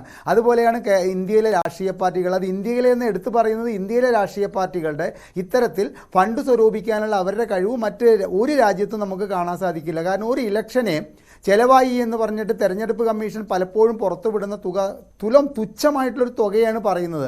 അതിൻ്റെ എത്രയോ ഇരട്ടിയാണ് ചിലവാകുന്നത് എന്ന് ഈ ഇലക്ഷൻ കമ്മീഷനും അറിയാം, ഇവിടുത്തെ ജനങ്ങൾക്കും അറിയാം. പക്ഷേ ആ ഒരു വിവരം പുറത്തു വരാൻ യാതൊരു മാർഗവും ഉണ്ടായിരുന്നില്ല. അതിലിടയ്ക്കാണ് ഇത്തരത്തിലുള്ള ഇലക്ട്രൽ ബോണ്ട് ഇറക്കിക്കൊണ്ട് സംഭാവന ഞങ്ങൾ സ്വീകരിക്കൂ എന്നുള്ളത് രാഷ്ട്രീയ പാർട്ടികൾ ഒരു നിയമം കൊണ്ടുവന്നപ്പോൾ സത്യത്തിൽ ജനങ്ങളെ അങ്ങേയറ്റം നമ്മൾ വരില്ലേ, ജനങ്ങളുടെ മുമ്പിൽ കണ്ണിലൊരു കറുത്ത തുണി കെട്ടിയൊരു പ്രതീതിയാണുള്ളത്. ഇവർ ആരിൽ നിന്ന് സംഭാവന വാങ്ങുന്നു എന്നറിയാനുള്ള ജനങ്ങളുടെ അവകാശമാണ് നിഷേധിക്കപ്പെട്ടത്. അത് ഇന്ന് സുപ്രീം കോടതിയിൽ കൃത്യമായിട്ട് ഇത്തരത്തിലുള്ളൊരു വിധി വരിക വഴി അത് BJP എന്ന് പറയുന്ന ഇപ്പോഴത്തെ ഭരണകക്ഷിക്ക് ഏറ്റിട്ടുള്ള ചെകിട്ടത്തേറ്റുള്ള ഒരു അടിയാണെന്ന കാര്യത്തിൽ യാതൊരു സംശയവുമില്ല. ഞാൻ ഈ ചർച്ചയ്ക്ക് വരുമ്പോൾ ഇവിടെ ഒരു കോൺഗ്രസ് പ്രതിനിധിയെ പ്രതീക്ഷിച്ചിരുന്നു. എനിക്ക് ഏറ്റവും ഉത്കണ്ഠ എനിക്ക് ഈ ചർച്ച ഈ വിഷയത്തിൽ കോൺഗ്രസിൻ്റെ അഭിപ്രായം കേൾക്കാനായിരുന്നു എന്നുള്ള കാര്യമാണ് ഏറ്റവും കൗതുകകരമായിട്ട് ഞാൻ വിചാരിച്ചത്. പക്ഷേ കോൺഗ്രസിൻ്റെ ആരും ഇതിലില്ല, അവർ ഇതിൽ പങ്കെടുക്കുമെന്നും തോന്നുന്നില്ല. കാരണം ഈ വിധിക്ക് മാനസികമായിട്ട് ഇപ്പം രാഹുൽ ഗാന്ധി പറഞ്ഞതൊന്നും കണക്ക് കൂട്ടണ്ട, മാനസികമായിട്ട് അവർ ഈ വിധിയെ സ്വാഗതം ചെയ്യുന്നവരാണെന്നാണ് എനിക്ക് തോന്നുന്നത്. കാരണം ഈ പറഞ്ഞമാതിരി 1200 കോടി രൂപയോളം അവർക്ക് ഈ ഇലക്ട്രൽ ബോണ്ട് വഴി അവർക്ക് സ്വരൂപിക്കാൻ കഴിഞ്ഞു എന്ന് പറഞ്ഞു കഴിഞ്ഞാൽ അത് നിസ്സാരമായിട്ടുള്ള കാര്യമല്ലല്ലോ. ഞാനിനി മറ്റൊരു കാര്യം ഒരു വിഷയം പറയുകയാണ്. ഈ 2014 ലോക്സഭാ തെരഞ്ഞെടുപ്പുമായിട്ടുള്ള മോദിയുടെ ഒരു പ്രസംഗം ഏറെ വിവാദമായിട്ടുള്ളൊരു സംഭവമാണ്. അതായത് ഓരോ ഇന്ത്യക്കാരൻ്റെ അക്കൗണ്ടിലേക്കും ഞങ്ങൾ 15 ലക്ഷം രൂപ ഇട്ട് കൊടുക്കാം. അതിൻ്റെ കൃത്യമായ ഹിന്ദിയിലുള്ള അർത്ഥം അറിയാതെ ഒരുപാട് കാലം അതിനെ മറ്റൊരു നിലയിൽ വിമർശിച്ചിട്ട് ഇവിടുത്തെ ചാനൽ മേധാവികൾ വരെ വളരെയധികം ഇത് കോർണർ ചെയ്യപ്പെട്ടിട്ടുണ്ട്. അതിൻ്റെ അർത്ഥം അത്തരത്തിൽ നമുക്ക് കാണണ്ട. 15 ലക്ഷം രൂപ ഞാൻ വിദേശത്ത് നിന്ന് കള്ളപ്പണം കൊണ്ടുവന്ന് ഓരോരുത്തരുടെ അക്കൗണ്ടിൽ ഇട്ട് തരുന്നതല്ല അദ്ദേഹം ഹിന്ദിയിൽ പറഞ്ഞിരിക്കുന്നത് എന്ന് വയ്ക്കുക. പക്ഷേ അദ്ദേഹം പറഞ്ഞിട്ടുള്ളത് വളരെ വ്യക്തമായിട്ട് കേട്ടാൽ മനസ്സിലാവും. വിദേശത്തുള്ള കള്ളപ്പണം ഇന്ത്യയിൽ കൊണ്ടുവന്നാൽ ഓരോ ഇന്ത്യക്കാരൻ്റെ അക്കൗണ്ടിലും 15 ലക്ഷം രൂപ ഇടാനുള്ള അത്രയും കള്ളപ്പണം വിദേശത്ത് കൊണ്ടുപോയി നിക്ഷേപിച്ചിട്ടുണ്ട് എന്നാണ് അദ്ദേഹം പറഞ്ഞത് എന്ന് പറയുന്നു. നമുക്ക് അതെടുത്തു കഴിഞ്ഞാൽ തന്നെ ഇപ്പോൾ 10 വർഷത്തെ ഭരണം കഴിഞ്ഞിട്ട് ഈ വിദേശത്തുള്ള എത്ര കള്ളപ്പണം ഈ മോദി ഇന്ത്യയിലേക്ക് കൊണ്ടുവന്നിട്ടുണ്ട്? 1 രൂപ കൊണ്ടുവന്നിട്ടുണ്ട്. നമുക്കൊന്നും ഇട്ട് തരണ്ട. 1 രൂപ കൊണ്ടുവന്നിട്ടുണ്ടോ? ഇല്ല. അതിന് അദ്ദേഹം അത് ആത്മാർത്ഥമായിട്ടാണ് പറഞ്ഞതെങ്കിൽ അതിൻ്റെ അന്വേഷണം ചെന്ന് നിന്നത് എവിടെയാണ്? ഈ കള്ളപ്പണം ഈ വിദേശ രാജ്യങ്ങളിൽ നിക്ഷേപിച്ചിട്ടുള്ള കള്ളപ്പണങ്ങൾ മുഴുവൻ ഇന്ത്യയിൽ നിന്നും കൊണ്ടുപോയി നിക്ഷേപിച്ചിട്ടുള്ള കള്ളപ്പണങ്ങൾ മുഴുവൻ BJPക്ക് അത്രയേറെ വേണ്ടപ്പെട്ട ഒത്താശ ചെയ്യുന്ന അവർക്ക് ഇത്തരത്തിലുള്ള ഇലക്ട്രൽ ബോണ്ടും മറ്റും അവരുടെ എല്ലാ ചെലവുകൾക്ക് വേണ്ട എല്ലാ തിരഞ്ഞെടുപ്പ് സംഭാവനകളും കൊടുക്കുന്നവരുടെ പണമാണ് അവിടെ കിടക്കുന്നത്. അറിഞ്ഞതുകൊണ്ടല്ലേ അദ്ദേഹം അതിൽ നിന്ന് പിന്മാറിയിട്ടുള്ളത്. നമുക്കതിനെ വേറൊരു നിലയ്ക്കും മോദി ഓരോരുത്തരുടെ അക്കൗണ്ടിൽ ഇടേണ്ട കാര്യമൊന്നും കാണണ്ട. ഈ ഒരു കാര്യം ഉദാഹരണമാക്കിക്കൊണ്ട് തന്നെ ഈ ഇലക്ട്രൽ ബോണ്ട് ഈ BJP എന്ന രാഷ്ട്രീയ പാർട്ടി എത്രത്തോളം ഉപയോഗം ചെയ്തിട്ടാണ് അവരുടെ അക്കൗണ്ടിലേക്ക് ഏകദേശം 6500 രൂപ വന്നത് എന്നതും ഇവിടുത്തെ ശ്രീജിത്ത് പണിക്കർ പറഞ്ഞ 5500 കോടി രൂപ, അതായത് പ്രാദേശിക പാർട്ടികളിലേക്ക് 5000-ന് മേൽ കോടികൾ രൂപ എത്തുന്ന വിധത്തിൽ ഇത്തരത്തിലൊരു ഫണ്ടിങ് ഉപയോഗപ്പെടുത്താൻ ഈ ഇവിടുത്തെ രാഷ്ട്രീയ പാർട്ടികൾ തയ്യാറായി എന്നുള്ളതും അങ്ങേയറ്റം നമ്മുടെ കേരളത്തിലെ ജനങ്ങളെ, നമ്മുടെ ഇന്ത്യയിലെ ജനങ്ങളെ ചിന്തിപ്പിക്കേണ്ടതാണ്. കേരളത്തിലെ ജനങ്ങളെ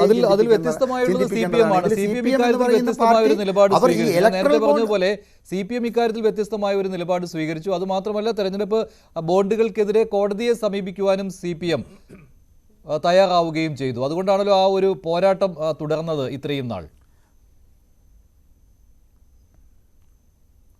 തീർച്ചയായിട്ടും ഞാൻ അതിനെ CPM-ന്റെ ആ കാഴ്ചപ്പാടിനോട് സ്വാഗതം ചെയ്യുമ്പോൾ തന്നെ എന്നിച്ചിട്ട് അവരുടെ കൈകൾ ശുദ്ധമാണെന്നൊക്കെ നമുക്ക് പറയാൻ പറ്റുമോ? ഇപ്പോൾ ശ്രീജിത്ത് പണിക്കർ ഈ ചർച്ചയിൽ ഈ മാസപ്പടി തന്നെയാണ് ഈ തെരഞ്ഞെടുപ്പ് ഫണ്ടായിട്ട് രൂപപ്പെടുന്നത്. PV-ക്കായാലും കുഞ്ഞാലിക്കുട്ടിക്കായാലും രമേശ് ചെന്നിത്തലയ്ക്കായാലും ഇതിലെ ഒരു കാര്യം ആ ഉദാഹരണം എടുക്കുകയാണെങ്കിൽ ഈ തെരഞ്ഞെടുപ്പ് ബോണ്ടുകൾ ഉപകാരപ്രദമാണ്. കാരണം തെരഞ്ഞെടുപ്പ് ബോണ്ട് നേരിട്ട് രാഷ്ട്രീയ പാർട്ടികളുടെ അക്കൗണ്ടിലേക്ക് പോകും. മറ്റേത് അങ്ങനെയല്ലല്ലോ.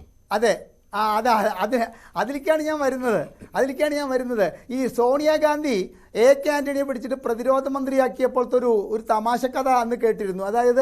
അതായത് ഒരു പ്രതിരോധ മന്ത്രിയാണ് ആരാണോ ഭരിക്കുന്നത് ആ രാഷ്ട്രീയ പാർട്ടിയിലേക്ക് കൃത്യമായിട്ടുള്ള കമ്മീഷനോട് കൂടിയിട്ടുള്ള കാര്യങ്ങൾ എത്തിച്ചുകൊണ്ടിരിക്കുന്നത്. ആ പ്രതിരോധ മന്ത്രിമാരൊക്കെ, അതിനു മുമ്പുള്ള പ്രതിരോധ മന്ത്രിമാരൊക്കെ, അതായത് കോൺഗ്രസിനെ വെട്ടിച്ചുകൊണ്ട് അവർ സ്വയം വലുതാവാൻ ശ്രമിച്ചപ്പോൾ AK ആന്റണി അദ്ദേഹത്തിന് ഒരു കഴിവുണ്ടായിട്ടല്ല അദ്ദേഹത്തിനെ ഇന്ത്യയുടെ പ്രതിരോധ മന്ത്രിയാക്കിയത്. ഇത്രയും വലിയ ശത്രുക്ക് രാജ്യത്തിന് ഇത്തരത്തിലൊരു പ്രതിരോധ മന്ത്രി മതിയോ എന്നൊരു ചോദ്യം അന്ന് വന്നിരുന്നു. പക്ഷേ സോണിയാഗാന്ധി ആ കനിവ് കാട്ടിയത് എന്താണെന്നറിയോ? കിട്ടുന്ന പൈസ കൃത്യമായിട്ട് സോണിയാഗാന്ധിക്ക് കിട്ടുമെന്നുള്ള ആ ഉറപ്പിലാണ് അദ്ദേഹത്തെ ആക്കിയത് എന്ന് തമാശയ്ക്കോ കാര്യത്തിനോ അന്നൊരു കഥ പ്രചരിപ്പിച്ചിരുന്നു. ഇപ്പോൾ നമുക്കിവിടെ ശശിധരൻ കർത്തായിൽ നിന്നും രമേശ് ചെന്നിത്തലയും കുഞ്ഞാലിക്കുട്ടിയും കൈപ്പൊക്കി പറഞ്ഞു ഞങ്ങൾ പൈസ മേടിച്ചിട്ടുണ്ട്. പക്ഷേ ആ പൈസ കൃത്യമായിട്ട് അവരുടെ രാഷ്ട്രീയ പാർട്ടിയിൽ എത്തിയോ, അതിന് എത്ര റെസീറ്റ് ശശിധരൻ കർത്തയ്ക്ക് കൊടുത്തു, അല്ലെങ്കിൽ അത് പാർട്ടിക്ക് എത്ര കൊടുത്തു എന്നുള്ളൊരു തെളിവ് നമുക്കില്ല. അത് വാങ്ങി കിട്ടിയത് അതിൻ്റെ പകുതിയാകാം, അല്ലെങ്കിൽ മുക്കാൽ ഭാഗമാവാം, ഒരുപക്ഷെ മുഴുവൻ കൊടുത്തിട്ടുണ്ടായിരിക്കാം. അത്തരത്തിലൊരു കാര്യം ചിന്തിക്കുമ്പോൾ മഞ്ജുഷ് ഇതിൻ്റെ ഇടയിൽ കയറി പറഞ്ഞത് ശരിയാണ്. ഈ ഇലക്ട്രൽ ബോണ്ടാണ് നല്ലത്, കാരണം അത് വ്യക്തിക്ക് മാറിയെടുക്കാൻ പറ്റില്ലല്ലോ, അത് പാർട്ടിയുടെ പേരിലല്ലേ. അപ്പോൾ ഇലക്ട്രൽ ബോണ്ട് ആയാലും ഈ തെരഞ്ഞെടുപ്പിൻ്റെ ഇത്തരത്തിലുള്ള ഫണ്ടിങ് ആയാലും അതിനൊക്കെ അതിൻ്റേതായ പ്രാപ്തി നേടിയ രാഷ്ട്രീയക്കാരാണ് ഇന്ത്യയിൽ. അവർ ജനങ്ങളുടെ സുരക്ഷയും ജനങ്ങളുടെ നിത്യജീവിതവുമായി ബന്ധപ്പെട്ട കാര്യങ്ങൾ ശ്രദ്ധിക്കുന്നതിനേക്കാൾ അവരുടെ നമുക്കിപ്പോൾ BJP അധികാരത്തിൽ കയറിയ 10 വർഷം കൊണ്ട് അവരുടെ ഫണ്ടിങ് എവിടെ പോയി നിൽക്കുന്നു, ഭരണത്തിലില്ലാത്ത കോൺഗ്രസിൻ്റെ ഫണ്ടിങ് എവിടെ നിൽക്കുന്നു എന്നുള്ളത് അറിയില്ലേ. ഇനി വിവരാവകാശത്തെക്കുറിച്ചും കൂടിയും ഒരു 2 വാക്ക് പറയാൻ എനിക്ക് സമ്മതിക്കണം. ഈ വിവരാവകാശം എന്ന് പറയുന്നത് സത്യത്തിൽ പറഞ്ഞാൽ അന്ന് പ്രഖ്യാപിച്ചുകൊണ്ട് മൻമോഹൻ സിംഗ് പറഞ്ഞത് 2ാം സ്വാതന്ത്ര്യ സമര പ്രഖ്യാപനം പോലുള്ളൊരു വിഷയമാണിത് എന്നാണ്. അതിനെ അത്തരത്തിൽ തന്നെ കാണുമ്പോൾ തന്നെ ഇന്നത്തെ ഈ സുപ്രീം കോടതി വിധിയെ ഞാൻ കാണുന്നത് ഒരു 3ാം സ്വാതന്ത്ര്യ സമര പ്രഖ്യാപനമായിട്ടാണ്. ഇതുകൊണ്ട് ഇന്ത്യയിലത്തെ ഇത്തരത്തിലുള്ള കള്ളപ്പണത്തിൻ്റെ ഒഴുക്ക് ഈ ഇലക്ട്രൽ ബോണ്ട് വഴി വന്നിരുന്നത് അത് വേറെ വഴിക്ക് ഇനി അവരിലേക്കൊക്കെ എത്തും. എങ്കിൽ പോലും ഈ വിധി വളരെയധികം സ്വാഗതം ചെയ്യുമ്പോൾ തന്നെ വിവരാവകാശ നിയമത്തെ ജനിപ്പിച്ചവർ തന്നെ, ഇപ്പോൾ ഈ നമ്മൾ ഏറ്റവും ഒരു ഉദാഹരണം പറയേണ്ടത് എന്താ, വിവരാവകാശ നിയമത്തിൻ്റെ അമ്മ UPA സർക്കാരാണെങ്കിൽ അച്ഛൻ ഞങ്ങളാണെന്ന് പ്രകാശ് കാരാട്ട് പറഞ്ഞിട്ടുണ്ട്. എന്നിട്ട് ആ അച്ഛൻ ആയിട്ടുള്ള ഈ പ്രകാശ് കാരാട്ടിൻ്റെ പാർട്ടി ഇവിടെ കേരളത്തിൽ 2016 അധികാരത്തിൽ കയറിയപ്പോൾ ആദ്യം ചെയ്തത് എന്താ? അതായത് മന്ത്രിസഭാ തീരുമാനങ്ങൾ പുറത്തേക്ക് അതിൻ്റെ മാർജിനിൽ അവരെഴുതുന്ന കാര്യങ്ങളൊന്നും പുറത്തേക്ക് കൊടുക്കേണ്ടുന്നൊരു നിയമമാണ് കൊണ്ടുവന്നിരിക്കുന്നത്. അപ്പോൾ വിവരാവകാശ നിയമം അങ്ങേയറ്റം പ്രതിസന്ധി നേരിടുന്നൊരു കാലഘട്ടമാണ്. കേരളം പോലുള്ളൊരു പ്രബുദ്ധ സംസ്ഥാനത്ത് പോലും ഏകദേശം 3.5% ജനങ്ങളാണ് ഈ വിവരാവകാശ നിയമത്തെ ഉപയോഗിക്കുന്നവരായിട്ടുള്ളത്. അതിൽ തന്നെ കേവലം 0.75% പൊതു താല്പര്യം മുൻനിർത്തിയിട്ട് പ്രവർത്തിക്കുന്നവരായിട്ടുള്ളത്. അങ്ങനെയുള്ളൊരു രാജ്യത്ത് ഇത്തരത്തിലുള്ളൊരു വിധി അവർക്കൊക്കെ പ്രചോദനം നൽകുമെങ്കിൽ അതിനെ നമ്മളെപ്പോലുള്ളവരൊക്കെ അങ്ങേയറ്റം സ്വാഗതം ചെയ്യണം. ശരിയാണ്. എന്തായാലും സുപ്രീം കോടതി പോലും വിവരാവകാശ നിയമത്തിന്റെ പ്രാധാന്യമാണ് എടുത്തു പറഞ്ഞത്. ഈ കള്ളപ്പണം തടയുക എന്നുള്ള കേന്ദ്രത്തിന്റെ ആ ഒരു പ്രഖ്യാപനമുണ്ടല്ലോ, അത് ഇലക്ട്രൽ ബോണ്ടുകളിലേക്ക് വഴിവെച്ചു എന്നുള്ളതിനേക്കാൾ കൂടുതൽ വിവരാവകാശ നിയമത്തിന്റെ പ്രാധാന്യമാണ് സുപ്രീം കോടതി എടുത്തു പറഞ്ഞത്. ഓരോ വോട്ടർക്കും ഓരോ രാഷ്ട്രീയ പാർട്ടിയും ആരിൽ നിന്നൊക്കെയാണ് പണം വാങ്ങിയത് എന്ന കാര്യം അറിയുവാനുള്ള അവകാശമുണ്ട്. അത് ഭരണഘടനാ പരമായ ഒരു അവകാശമാണ്, അറിയുവാനുള്ള അവകാശമാണ് എന്നുകൂടി സുപ്രീം കോടതി വ്യക്തമാക്കിയിരുന്നു. ശ്രീ മോഹൻ വർഗീസ്, ഇപ്പോൾ തെരഞ്ഞെടുപ്പ് ബോണ്ടുകൾ റദ്ദാക്കിയതുകൊണ്ട് ഈ രാഷ്ട്രീയ പാർട്ടികളുടെ വരുമാനത്തിൽ ഇടിവുണ്ടാകുമോ? ഇപ്പോൾ 2014 ശേഷം കോൺഗ്രസിൻ്റെ വരുമാനം കുറയുകയും അപ്പുറത്തെ സൈഡിൽ BJPയുടെ വരുമാനം കുതിച്ചുയരുകയും ചെയ്തു. അതിനു മുൻപ് വരെ, ഇപ്പോൾ 2014 വരെ കോൺഗ്രസിൻ്റെ വരുമാനമായിരുന്നുവല്ലോ കൂടുതൽ. പക്ഷേ ഈ പ്രാദേശിക പാർട്ടികൾക്ക് എല്ലാ കാലത്തും ഇല്ലേ വരുമാനത്തിൽ വലിയ ഇടിവോ ഇല്ലേ ചിലപ്പോൾ കുതിച്ചുചാട്ടം ഉണ്ടാവും അവരവരുടെ സംസ്ഥാനങ്ങളിൽ. അങ്ങനെ ഒരു ഈ 10 വർഷം കൊണ്ട് വലിയ കോട്ടമൊന്നും ഉണ്ടായിട്ടില്ല പ്രാദേശിക പാർട്ടികളുടെ വരുമാനം നോക്കുകയാണെങ്കിൽ. എന്തായാലും ഈ തെരഞ്ഞെടുപ്പ് ബോണ്ടുകൾ ഇല്ലാതാകുന്നതോടുകൂടി ഒരു വലിയ കോട്ടമുണ്ടാകുമെന്ന് താങ്കൾ കരുതുന്നുണ്ടോ? അങ്ങനെ ഉണ്ടാവാൻ സാധ്യത കുറവാണ്. തിരഞ്ഞെടുപ്പ് ബോണ്ടുകൾ വരുന്നതിന് മുൻപ് തന്നെ രാഷ്ട്രീയ കക്ഷികൾ കൂടുതൽ പണം സ്വീകരിച്ചിരുന്നത് കോർപ്പറേറ്റുകളിൽ നിന്ന് തന്നെയാണ്. പൊതുജനങ്ങളിൽ നിന്നൊരു കേവലം ഒരു ചെറിയ 10-20% വരെ പൊതുജനങ്ങളിൽ നിന്നും, ബാക്കി കോർപ്പറേറ്റുകളിൽ നിന്നും മറ്റ് നിക്ഷിപ്ത താല്പര്യങ്ങളിൽ നിന്നും തന്നെയാണ്. അതുകൊണ്ട് അത് ഇലക്ട്രൽ ബോണ്ടിൻ്റെ രൂപത്തിൽ എത്തുന്നില്ല എങ്കിൽ മുൻകാലങ്ങളിൽ എത്തിയിരുന്നത് ഏത് രൂപത്തിലാണോ അതേ രൂപത്തിൽ തന്നെ എത്താനാണ് സാധ്യത. ഇവിടെ നോക്കൂ, ഇതിനകത്ത് ഈ വിധിയുടെ ഒരു പ്രാധാന്യം, സുപ്രീം കോടതിയുടെ 5 അംഗ ഭരണഘടനാ ബെഞ്ച് DY ചന്ദ്രചൂഡിൻ്റെ നേതൃത്വത്തിൽ നിർണായകമായ വിധി പറയുമ്പോൾ നമ്മുടെ ഭരണഘടനയെ കോടതി ഉയർത്തിപ്പിടിക്കുന്ന മനോഹരമായ കാഴ്ചയാണ് കാണുന്നത്. ഈ നോക്കൂ, 2 ആർട്ടിക്കിളുകൾ ഭരണഘടനയുടെ മൗലികാവകാശങ്ങൾ, ആർട്ടിക്കിൾ 14 മുതൽ 32 വരെ വരുന്ന ഭരണഘടനയുടെ മൗലികാവകാശങ്ങളുടെ 2 പ്രധാന മൗലികാവകാശങ്ങൾ. ആർട്ടിക്കിൾ 14 തുല്യത നൽകുന്ന ഇൻഡിവിജ്വൽസിന്, വ്യക്തികൾക്ക്, പൗരന്മാർക്ക് തുല്യത നൽകുന്ന ആർട്ടിക്കിൾ 14.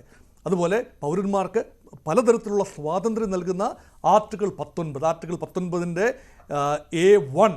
ഈ 2 അനുച്ഛേദങ്ങൾ, 2 ആർട്ടിക്കിളുകൾ ഉയർത്തിപ്പിടിക്കുകയും ആ ആർട്ടിക്കിൾ 19ൻ്റെ അന്തസ്സത്തെ ലംഘിക്കുന്ന രീതിയിലാണ് ഇൻഫർമേഷൻ തടഞ്ഞു വയ്ക്കുന്നത്. പാർട്ടികൾ സംഭാവന സ്വീകരിക്കുമ്പോൾ ആരിൽ നിന്നാണ് സംഭാവന സ്വീകരിച്ചത് എന്ന് അറിയാൻ വോട്ടർമാരായ പൊതുജനങ്ങൾക്ക് അവകാശമുണ്ട്. അവർ പൗരന്മാരാണ്. ആ പൗരന്മാരുടെ ആ അവകാശമാണ് റൈറ്റ് ടു ഇൻഫർമേഷൻ. അതാണ് 2ാമത്തെ സ്വാതന്ത്ര്യ സമരം. അല്ലെങ്കിൽ ഇപ്പോൾ ഇതാ 3ാമത്തെ സ്വാതന്ത്ര്യം കോടതി ഇടപെട്ട് പ്രഖ്യാപിച്ചിരിക്കുന്നു. നമുക്ക് ഈ നമ്മുടെ ഒരു വ്യവസ്ഥയിൽ, ഒരു ഗവൺമെൻറ് വ്യവസ്ഥയിൽ ലെജിസ്ലേച്ചർ, നമ്മളിതിന് തിരഞ്ഞെടുക്കുന്ന പാർലമെൻറ്റ് അംഗങ്ങളിലും അവർ ചേർന്ന് തിരഞ്ഞെടുക്കുന്ന എക്സിക്യൂട്ടീവിലും അല്ലെങ്കിൽ മന്ത്രിമാരിലും വിശ്വാസമുള്ളത് കൊണ്ടല്ല, മറിച്ച് കോടതിയിൽ കൂടി ജനങ്ങൾക്ക് വിശ്വാസമുള്ളത് കൊണ്ടാണ് ഈ ഭരണഘടന അനുസൃതമായ ഈ സംവിധാനം നിലനിൽക്കുന്നത്. അതുകൊണ്ടാണ് കോടതി ഇവിടെ ഇടപെട്ടിരിക്കുന്നു. ഏറെക്കാലമായി കോടതികൾ ഒരുപാട് പഴികേട്ടിട്ടുണ്ട്. ഭരണകൂടത്തിന് ചട്ടകമായി പ്രവർത്തിക്കുന്നു. ഇലക്ഷൻ കമ്മീഷനാകട്ടെ, കോടതിയാകട്ടെ, മറ്റ് ഭരണഘടനാ സ്ഥാപനങ്ങളാകട്ടെ, എല്ലാം അങ്ങനെ ഇച്ഛാനുസരണം ഒച്ഛാനിച്ച് നിൽക്കുന്ന കാഴ്ച. ഇതിൽ നിന്നും തികച്ചും വ്യത്യസ്തമാണ് ഭരണകൂടത്തെ സമ്മർദ്ദത്തിലാക്കുന്ന, അതായത് ഈ ഭരണകൂടം, ഇതിൻ്റെ മുൻ ഭരണകൂടം 2014 നിയമനിർമ്മാണ സമയത്ത് ശ്രദ്ധിക്കേണ്ട കാര്യങ്ങൾ അല്ലേ? ഇതിപ്പോൾ കോടതി വഴിയെല്ലാം നേടിയെടുക്കാൻ കഴിയുമെന്നുള്ള വിശ്വാസത്തിനേറ്റ ഒരു തിരിച്ചടി കൂടിയാണ് അല്ലേ? ജുഡീഷ്യൽ സംവിധാനത്തിന്റെ വിശ്വാസ്യത കൂട്ടുന്ന ഒരു വിധി. 2017 ഈ ബില്ല് ഫൈനാൻസ് ബില്ലായിട്ടാണ് കൊണ്ടുവരുന്നത് അരുൺ ജെയ്റ്റ്ലി പാർലമെൻറ്റിൽ, അധോമണ്ഡലത്തിൽ.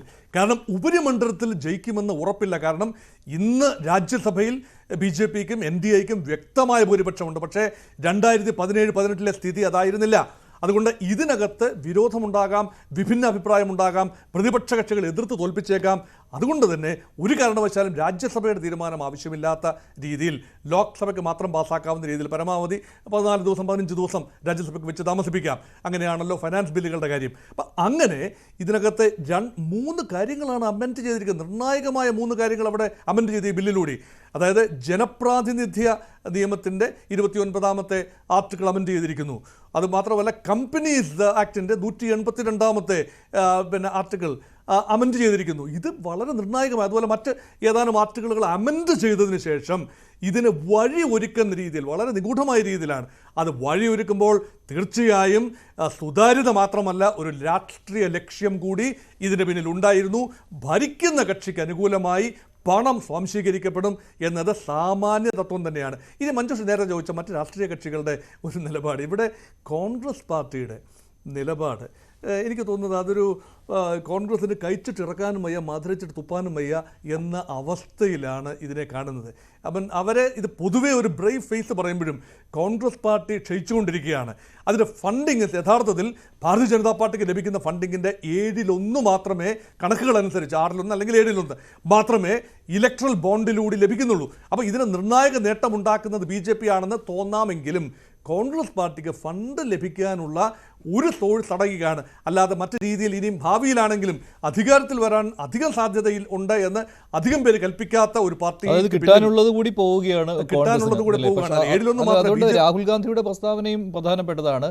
അഴിമതിയും കമ്മീഷനും തെരഞ്ഞെടുപ്പ് ബോണ്ടുകൾ വഴി വാങ്ങിയെടുക്കുവാനുള്ള BJPയുടെ ശ്രമങ്ങൾക്കേറ്റ തിരിച്ചടിയെന്ന്.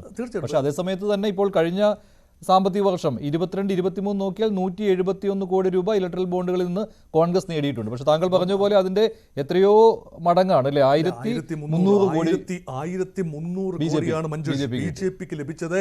1300 കോടിയാണ്. അതിന്റെ 7/1 2022-23 വർഷം കോൺഗ്രസ് ലഭിച്ചത്. ഇതൊരു സൂചനയാകാമെങ്കിൽ ലോക്സഭാ തെരഞ്ഞെടുപ്പിൽ തീർച്ചയായും BJPയുടെ പണക്കൊഴുപ്പിനോട് മാറ്റുരയ്ക്കാൻ കോൺഗ്രസിന് ബുദ്ധിമുട്ട് വരും.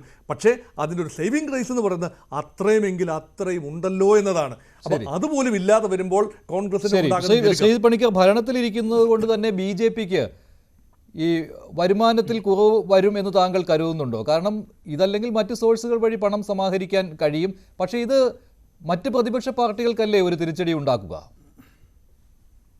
അല്ല, ഇത് എല്ലാവർക്കും തിരിച്ചടിയാണ്. തീർച്ചയായിട്ടും കേന്ദ്രത്തിൽ ഭരണത്തിലിരിക്കുന്ന ഒരു പാർട്ടിയെ സംബന്ധിച്ചിടത്തോളം ആ പാർട്ടിക്ക് കൂടുതലായിട്ടുള്ള ഫണ്ടിങ് നടത്തുക എന്നുള്ളത് നമുക്ക് കോമൺ സെൻസ് ആണ്. ഏറ്റവും കൂടുതൽ അങ്ങനെയാണ് പണം അവർക്ക് കിട്ടാനുള്ള സാധ്യതയുള്ളത് എന്നുള്ളത്.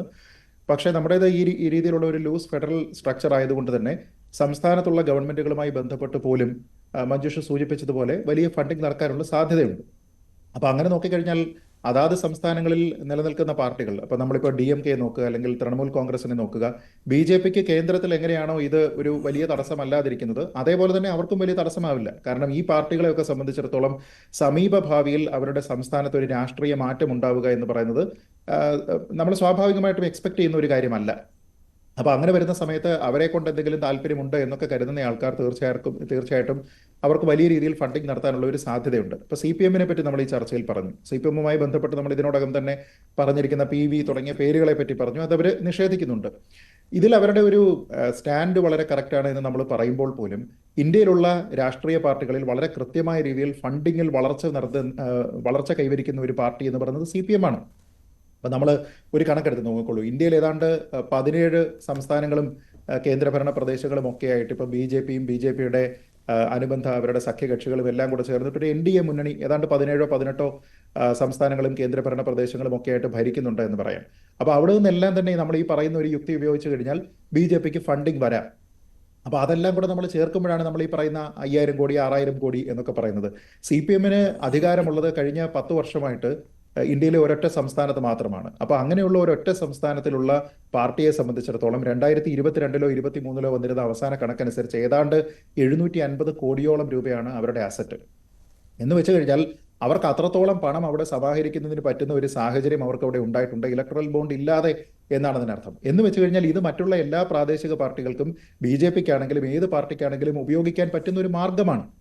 ആ മാർഗം അവിടെ വളരെ കൃത്യമായിട്ട് അവിടെ കിടക്കുകയാണ്. അപ്പോൾ അങ്ങനെ നോക്കിക്കഴിഞ്ഞാൽ ഇത് അവരെ പ്രത്യേകിച്ച് അങ്ങനെ തടയും എന്ന് തോന്നുന്നില്ല. അതുകൊണ്ടാണ് ഞാൻ പറഞ്ഞത് ഏത് ചാനൽ വഴിയാണ് പണം വരുന്നത് എങ്കിലും ആ സോഴ്സ് അക്കൗണ്ടബിൾ ആക്കുക എന്നുള്ളതാണ് അതിലെ ഏറ്റവും പ്രധാനപ്പെട്ട ഒരു കാര്യം. ഇനി ഇവിടെ ഫോറിൻ മണിയെ പറ്റി പറഞ്ഞതുകൊണ്ട് തന്നെ ഒരു കാര്യം പറയാം. ഇപ്പോൾ ശ്രീ എളമരം കരീം തന്നെ നമ്മുടെ രാജ്യസഭയിൽ ഉയർത്തിയ ഒരു ചോദ്യമുണ്ട്. ഫോറിൻ മണി ഇവിടെ കൊണ്ടുവരുമെന്നൊക്കെ പറഞ്ഞിരുന്നല്ലോ, ഇതുമായി ബന്ധപ്പെട്ട എന്തൊക്കെ നടപടികളാണ് നമ്മൾ സ്വീകരിച്ചിരിക്കുന്നത് എന്ന് ചോദിക്കുമ്പോൾ കേന്ദ്രമന്ത്രി തന്നെ അവിടെ നൽകിയിരിക്കുന്ന ഒരു മറുപടിയുണ്ട്. ആ മറുപടിയിൽ പറയുന്നത് നമ്മൾ കുറേയധികം മൾട്ടിലാറ്ററൽ ആയിട്ടുള്ള എഗ്രിമെന്റുകൾ സാർക്ക് രാജ്യങ്ങൾ മറ്റ് രാജ്യങ്ങൾ ഒക്കെയുമായിട്ട് എഗ്രിമെന്റുകളിൽ ഏർപ്പെട്ടിട്ടുണ്ട്. ആ എഗ്രിമെന്റുകളുടെ ഒക്കെ ഒരു പ്രശ്നം എന്ന് വെച്ചാൽ മറ്റു പല രാജ്യങ്ങളെ സംബന്ധിച്ചിടത്തോളം അവർക്ക് ഇതിനെ ഒരു ടാക്സ് ഹാവനുകളാക്കിയൊക്കെ സൂക്ഷിക്കുന്ന രാജ്യങ്ങളെ സംബന്ധിച്ചിടത്തോളം ഈ രീതിയിലുള്ള ഇടപാടിന് വരില്ല. അപ്പോൾ അങ്ങനെയുള്ളപ്പോൾ നമുക്ക് മറ്റു രാജ്യങ്ങളുടെ കൂടി സഹകരണം വേണം. പക്ഷേ ഇതിലൊരു കണക്ക് അവർ പറയുന്നുണ്ട്. 2022-23 കാലഘട്ടത്തിലേക്കുള്ള, അതായത് 2022 ഡിസംബർ 31 വരെയുള്ള കണക്കനുസരിച്ച് മൊത്തം അസസ്മെന്റ് ഓർഡറുകൾ ഇത്തരത്തിലുള്ള ഇല്ലീഗലായിട്ടുള്ള ഫോറിൻ മണിയുമായി ബന്ധപ്പെട്ട് നമ്മുടെ സർക്കാർ അസസ്മെന്റ് ഓർഡറുകൾ മൊത്തം ഇറക്കിയിരിക്കുന്നത് 408 അസസ്മെന്റ് ഓർഡറുകളാണ്. അതിലുള്ള ഡിമാൻഡ് എന്ന് പറയുന്നത് 15,664 കോടി രൂപയാണ്. എന്ന് വെച്ചാൽ അവിടെ കുറേയധികം കാര്യങ്ങൾ നടക്കുന്നുണ്ട്. പക്ഷെ അത് മെറ്റീരിയലൈസ് ചെയ്യുക എന്ന് പറയുമ്പോൾ ഇത് മറ്റൊരു രാജ്യത്ത് നിക്ഷേപിച്ചിരിക്കുന്ന പണമാണ്. എന്ന് വെച്ചാൽ അവിടെയുള്ള പല ബാങ്കിലും സംവിധാനങ്ങളിലും ഒക്കെ ആയിട്ട് നിക്ഷേപിച്ചിരിക്കുന്ന പണത്തിനെ ഇവിടെ കൊണ്ടുവരിക എന്ന് പറയുന്നത് ഈ പ്രഖ്യാപനങ്ങളിലുള്ള അത്രത്തോളം പ്രായോഗികമാണോ എന്ന കാര്യത്തിൽ എനിക്ക് വലിയ സംശയമുണ്ട്. ശരി, അത് ശ്രീ MK ഹരിദാസ് നേരത്തെ ഇവിടെ പറഞ്ഞ കാര്യത്തിനുള്ള മറുപടി കൂടിയാണ് ശ്രീ ഹരിദാസ് ശ്രീജിത് പണിക്കർ ഇവിടെ നൽകിയത്.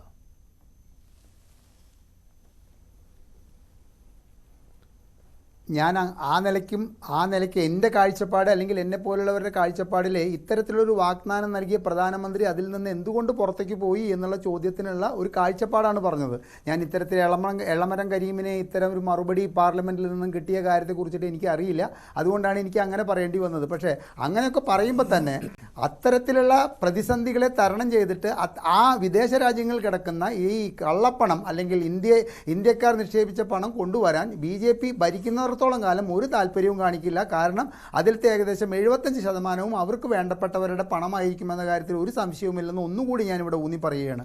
ഇനി CPM-ന്റെ ഫണ്ട് സ്വരൂപണവുമായിട്ട് ബന്ധപ്പെട്ടിട്ട് പറഞ്ഞു കഴിഞ്ഞു കഴിഞ്ഞാൽ ഞാൻ മനസ്സിലാക്കിയിടത്തോളം അത് ഒരു വ്യക്തിയെ, ഒരു സംസ്ഥാനത്ത് ഒരു വ്യക്തിയെ കേന്ദ്രീകരിച്ചുകൊണ്ടാണ് CPM-ന്റെ ഫണ്ട് അവർ സ്വരൂപിക്കുന്നത് എല്ലാ കാലത്തും. ഇപ്പോൾ കേരളത്തിലെ എന്നല്ല, ഈ നമ്മുടെ CPM-ന്റെ എല്ലാ നേതാക്കളും വിദേശ രാജ്യങ്ങളിലും മറ്റ് സംസ്ഥാനങ്ങളിലും പോയിട്ട് വളരെ വാചാലമായിട്ട് കേരളത്തിൽ മാത്രം ഒതുങ്ങുന്ന ഒരു കമ്മ്യൂണിസ്റ്റ് പാർട്ടിയെ പറ്റിയിട്ട് വിവരിക്കാൻ വേണ്ടിയിട്ടുള്ള അവരുടെ ഫണ്ടിങ്ങിൻ്റെ പ്രധാന ആൾ പിണറായി വിജയൻ എന്ന് പറയുന്ന ശക്തിയാണെന്ന കാര്യത്തിൽ യാതൊരു സംശയവുമില്ല. എന്നിട്ട് പോലും ആ പാർട്ടിയിൽ പോലും അത്തരത്തിലുള്ള ഫണ്ട് സ്വരൂപിക്കലിൽ അങ്ങേയറ്റം കൃത്രിമത്വം നടക്കുന്നു എന്നുള്ളത് നമ്മളെപ്പോലുള്ളവരെ ചിന്തിപ്പിക്കണം. വെളിപ്പെടുത്തിയ വരുമാനം ഏതാണ്ട് കോൺഗ്രസിന്റെ വരുമാനത്തെക്കാൾ കൂടുതലാണ്. ഇപ്പോഴത്തെ അവസ്ഥയിൽ കോൺഗ്രസിന്റെ വരുമാനത്തേക്കാൾ കൂടുതലാണ്. അത് മാത്രമല്ല, ഇൻട്രസ്റ്റിംഗ് എന്ന് പറയുന്നത് ഈ തെരഞ്ഞെടുപ്പ് ബോണ്ടുകളുടെ സഹായമില്ലാതെയാണ് CPM-ന് ഈ വരുമാനം ഉണ്ടായിരിക്കുന്നത്. 820ഓളം MLA-മാരുള്ള ഒരു രാഷ്ട്രീയ പാർട്ടിക്ക് ഉള്ളതിനേക്കാൾ കേവലം 92 MLA-മാർ മാത്രമുള്ള ഒരു രാഷ്ട്രീയ പാർട്ടി ഫണ്ട് സ്വരൂപിച്ചു എന്ന് പറയുമ്പോൾ നമ്മളൊക്കെ അതിൽ നിന്ന് ഒരുപാട് കാര്യങ്ങൾ മനസ്സിലാക്കാനുണ്ട്. അതും അവർക്ക് ഈ കേരളത്തിൽ, ഇപ്പം നമ്മുടെ ഈ കേരളത്തിൽ മാത്രമാണ് കഴിഞ്ഞ ഒരു 10 വർഷമായിട്ട് അവരുടെ കയ്യിൽ ഭരണമുള്ളത്. ആ ഭരണത്തിലൂടെ അവർ ഇത്രയും വലിയൊരു ഫണ്ട് സ്വരൂപിച്ചു എന്ന് പറഞ്ഞാൽ അത് ഒരുപാട് ചോദ്യചിഹ്നങ്ങളാണ് ഇവിടുത്തെ ജനാധിപത്യ ബോധമുള്ള ജനങ്ങളിലേക്ക് ഇറക്കി വിടുന്നത് എന്ന കാര്യം നമ്മൾ മറക്കരുത്. അപ്പോൾ അവരുടെ പാർട്ടിയിൽ പോലും ഫണ്ട് സ്വരൂപിക്കലിൽ നിന്നും ഒരു മൂന്നാം കക്ഷി പണം കൊണ്ടുപോകുന്ന ഒരവസ്ഥ വരുന്ന സാഹചര്യത്തിൽ ഈ ഫണ്ട് സ്വരൂപണത്തെക്കുറിച്ചിട്ട് സത്യത്തിൽ പറഞ്ഞു കഴിഞ്ഞാൽ ഒരു നിയമനിർമ്മാണം കൃത്യമായിട്ട് നടത്തണം. അതിൽ വിവരാവകാശ നിയമപ്രകാരം രാഷ്ട്രീയ പാർട്ടികളെ കൂടി ഉൾപ്പെടുത്തിക്കൊണ്ട് ഇവരുടെ ഒരു വർഷത്തെ കൃത്യമായിട്ടുള്ള ഇവരുടെ ഫണ്ട് സ്വരൂപീകരണം ആരിൽ നിന്ന് സ്വരൂപിച്ചു, അത് എത്രയാണ് എന്നുള്ള തുക അറിയാനുള്ള ജനങ്ങളുടെ അവകാശം. കാരണം ഉന്നതമായ നമ്മൾ പറയില്ലേ, അവർക്ക് ഇത് അധികാരം കൊടുത്തിട്ട്, അവർക്ക് ഭൂരിപക്ഷം കൊടുത്തിട്ട് അവരെ അധികാരത്തിൽ കയറ്റുന്ന ജനത്തിന് തന്നെ ഞാൻ പ്രതിദാനം ചെയ്യുന്ന, ഞാൻ വിശ്വസിക്കുന്ന രാഷ്ട്രീയ പാർട്ടി ആരിൽ നിന്നൊക്കെ ഫണ്ട് സ്വീകരിക്കുന്നു എന്ന് അറിയാനുള്ളൊരു അവകാശം നമുക്ക് ഈ രാഷ്ട്രീയ പാർട്ടികളെ വിവരാവകാശ പരിധിയിൽ കൊണ്ടുവരണമെന്ന് തെരഞ്ഞെടുപ്പ് ബോണ്ടുകളുടെ കാര്യത്തിൽ സുപ്രീം കോടതിയുടെ വിധിയിൽ പറയുന്ന ഒരു കാര്യം അത് താങ്കൾ മനസ്സിലാക്കിയിട്ടുണ്ടല്ലോ. ഇപ്പോൾ SBI ആണല്ലോ തെരഞ്ഞെടുപ്പ് ബോണ്ടുകൾ ഇഷ്യൂ ചെയ്യുന്നത്. അപ്പോൾ SBIയോട് സുപ്രീം കോടതി പറഞ്ഞിട്ടുണ്ട് ഇതുവരെ ഇഷ്യൂ ചെയ്ത തെരഞ്ഞെടുപ്പ് ബോണ്ടുകളുടെ വിവരങ്ങൾ കൈമാറണമെന്ന്. അത് തെരഞ്ഞെടുപ്പ് കമ്മീഷന് കൊടുക്കണം, തെരഞ്ഞെടുപ്പ് കമ്മീഷൻ അത് പരസ്യപ്പെടുത്തണമെന്ന്. അപ്പോൾ ഇത് ഇത്രയും നാൾ, അതായത് ഈ 16,000 കോടിയുടെ ബോണ്ടുകൾ വാങ്ങി രാഷ്ട്രീയ പാർട്ടികൾക്ക് കൊടുത്ത ആളുകൾ അത് പൂർണ്ണമായിട്ടും പുറത്തു വരുമെന്നാണോ ഈ ഒരു ഉത്തരവിലൂടെ?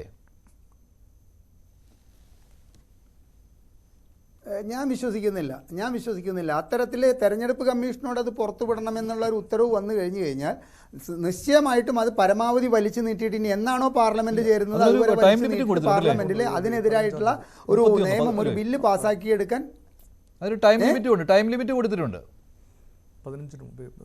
മാർച്ച് 15 മുൻപ് ടൈം ലിമിറ്റ് കൊടുത്തിട്ടുണ്ടെങ്കിൽ അതിനൊരു സാധ്യത ഉണ്ട്. ടൈം ലിമിറ്റ് കൊടുത്തിട്ടില്ലെങ്കിൽ, ഞാനന്ന് സുപ്രീം കോടതിയുടെ പൂർണ്ണമായിട്ടുള്ള വിധി ഞാൻ വായിച്ചിട്ടില്ല, പക്ഷേ അതിലെനിക്ക് ഏറ്റവും ഇൻട്രസ്റ്റ് ആയിട്ട് തോന്നിയിരിക്കുന്നത് സുപ്രീം കോടതി പറഞ്ഞിട്ടുള്ള ഒരു വാക്ക് നമ്മളെപ്പോലുള്ള സാധാരണക്കാരെ സംബന്ധിച്ചിടത്തോളം അങ്ങേയറ്റം ആശ്വാസജനകമായിട്ടുള്ളൊരു വരിയാണ്. വ്യക്തികളെക്കാൾ കമ്പനികൾക്ക് രാഷ്ട്രീയത്തിൽ സ്വാധീനം കൂടും.